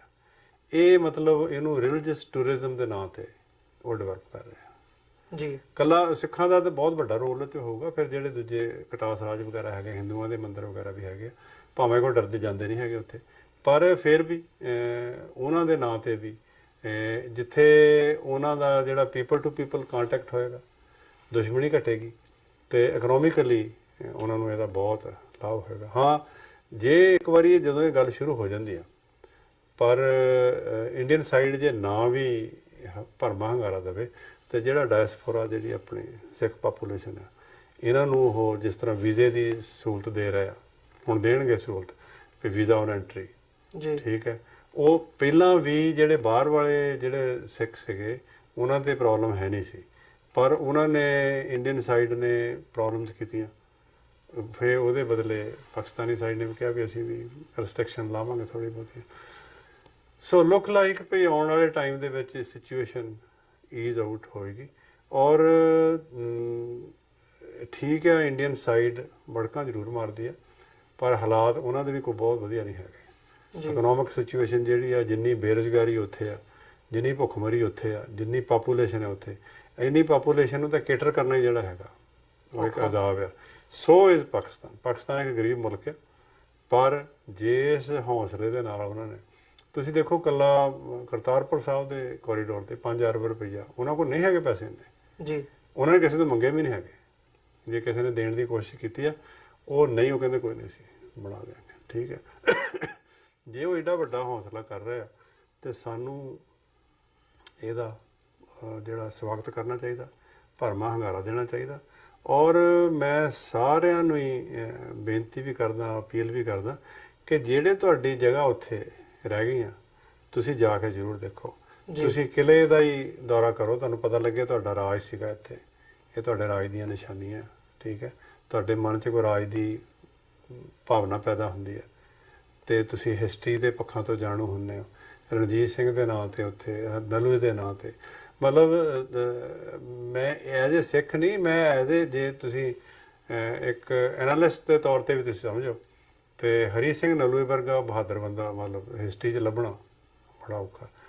ਉਹ 2-3 ਦੁਨੀਆ ਦੀਆਂ ਤਾਕਤਾਂ ਮੌਜੂਦਾ ਸਮੇਂ ਦੇ ਵਿੱਚ ਜੀ, ਜਿਨ੍ਹਾਂ ਦੀਆਂ ਅਫਗਾਨਾਂ ਨੇ ਗੋਡਣੇ ਲਵਾਤੇ, ਤੇ ਠੀਕ ਹੈ ਸ਼ਹੀਦ ਉਹ ਵੀ ਹੋ ਗਿਆ, ਵੈਸੇ ਉਹ ਕੰਟਰੋਲ ਤਾਂ ਨਹੀਂ ਕਰ ਸਕਿਆ ਹਰੀ ਸਿੰਘ, ਪਰ ਉਹ ਕੰਟੇਨ ਕੀਤਾ 10 ਸਾਲ। ਅਫਗਾਨਾਂ ਵਰਗੀ ਕੌਮ ਨੂੰ ਕੰਟੇਨ ਕਰਨਾ ਹੀ।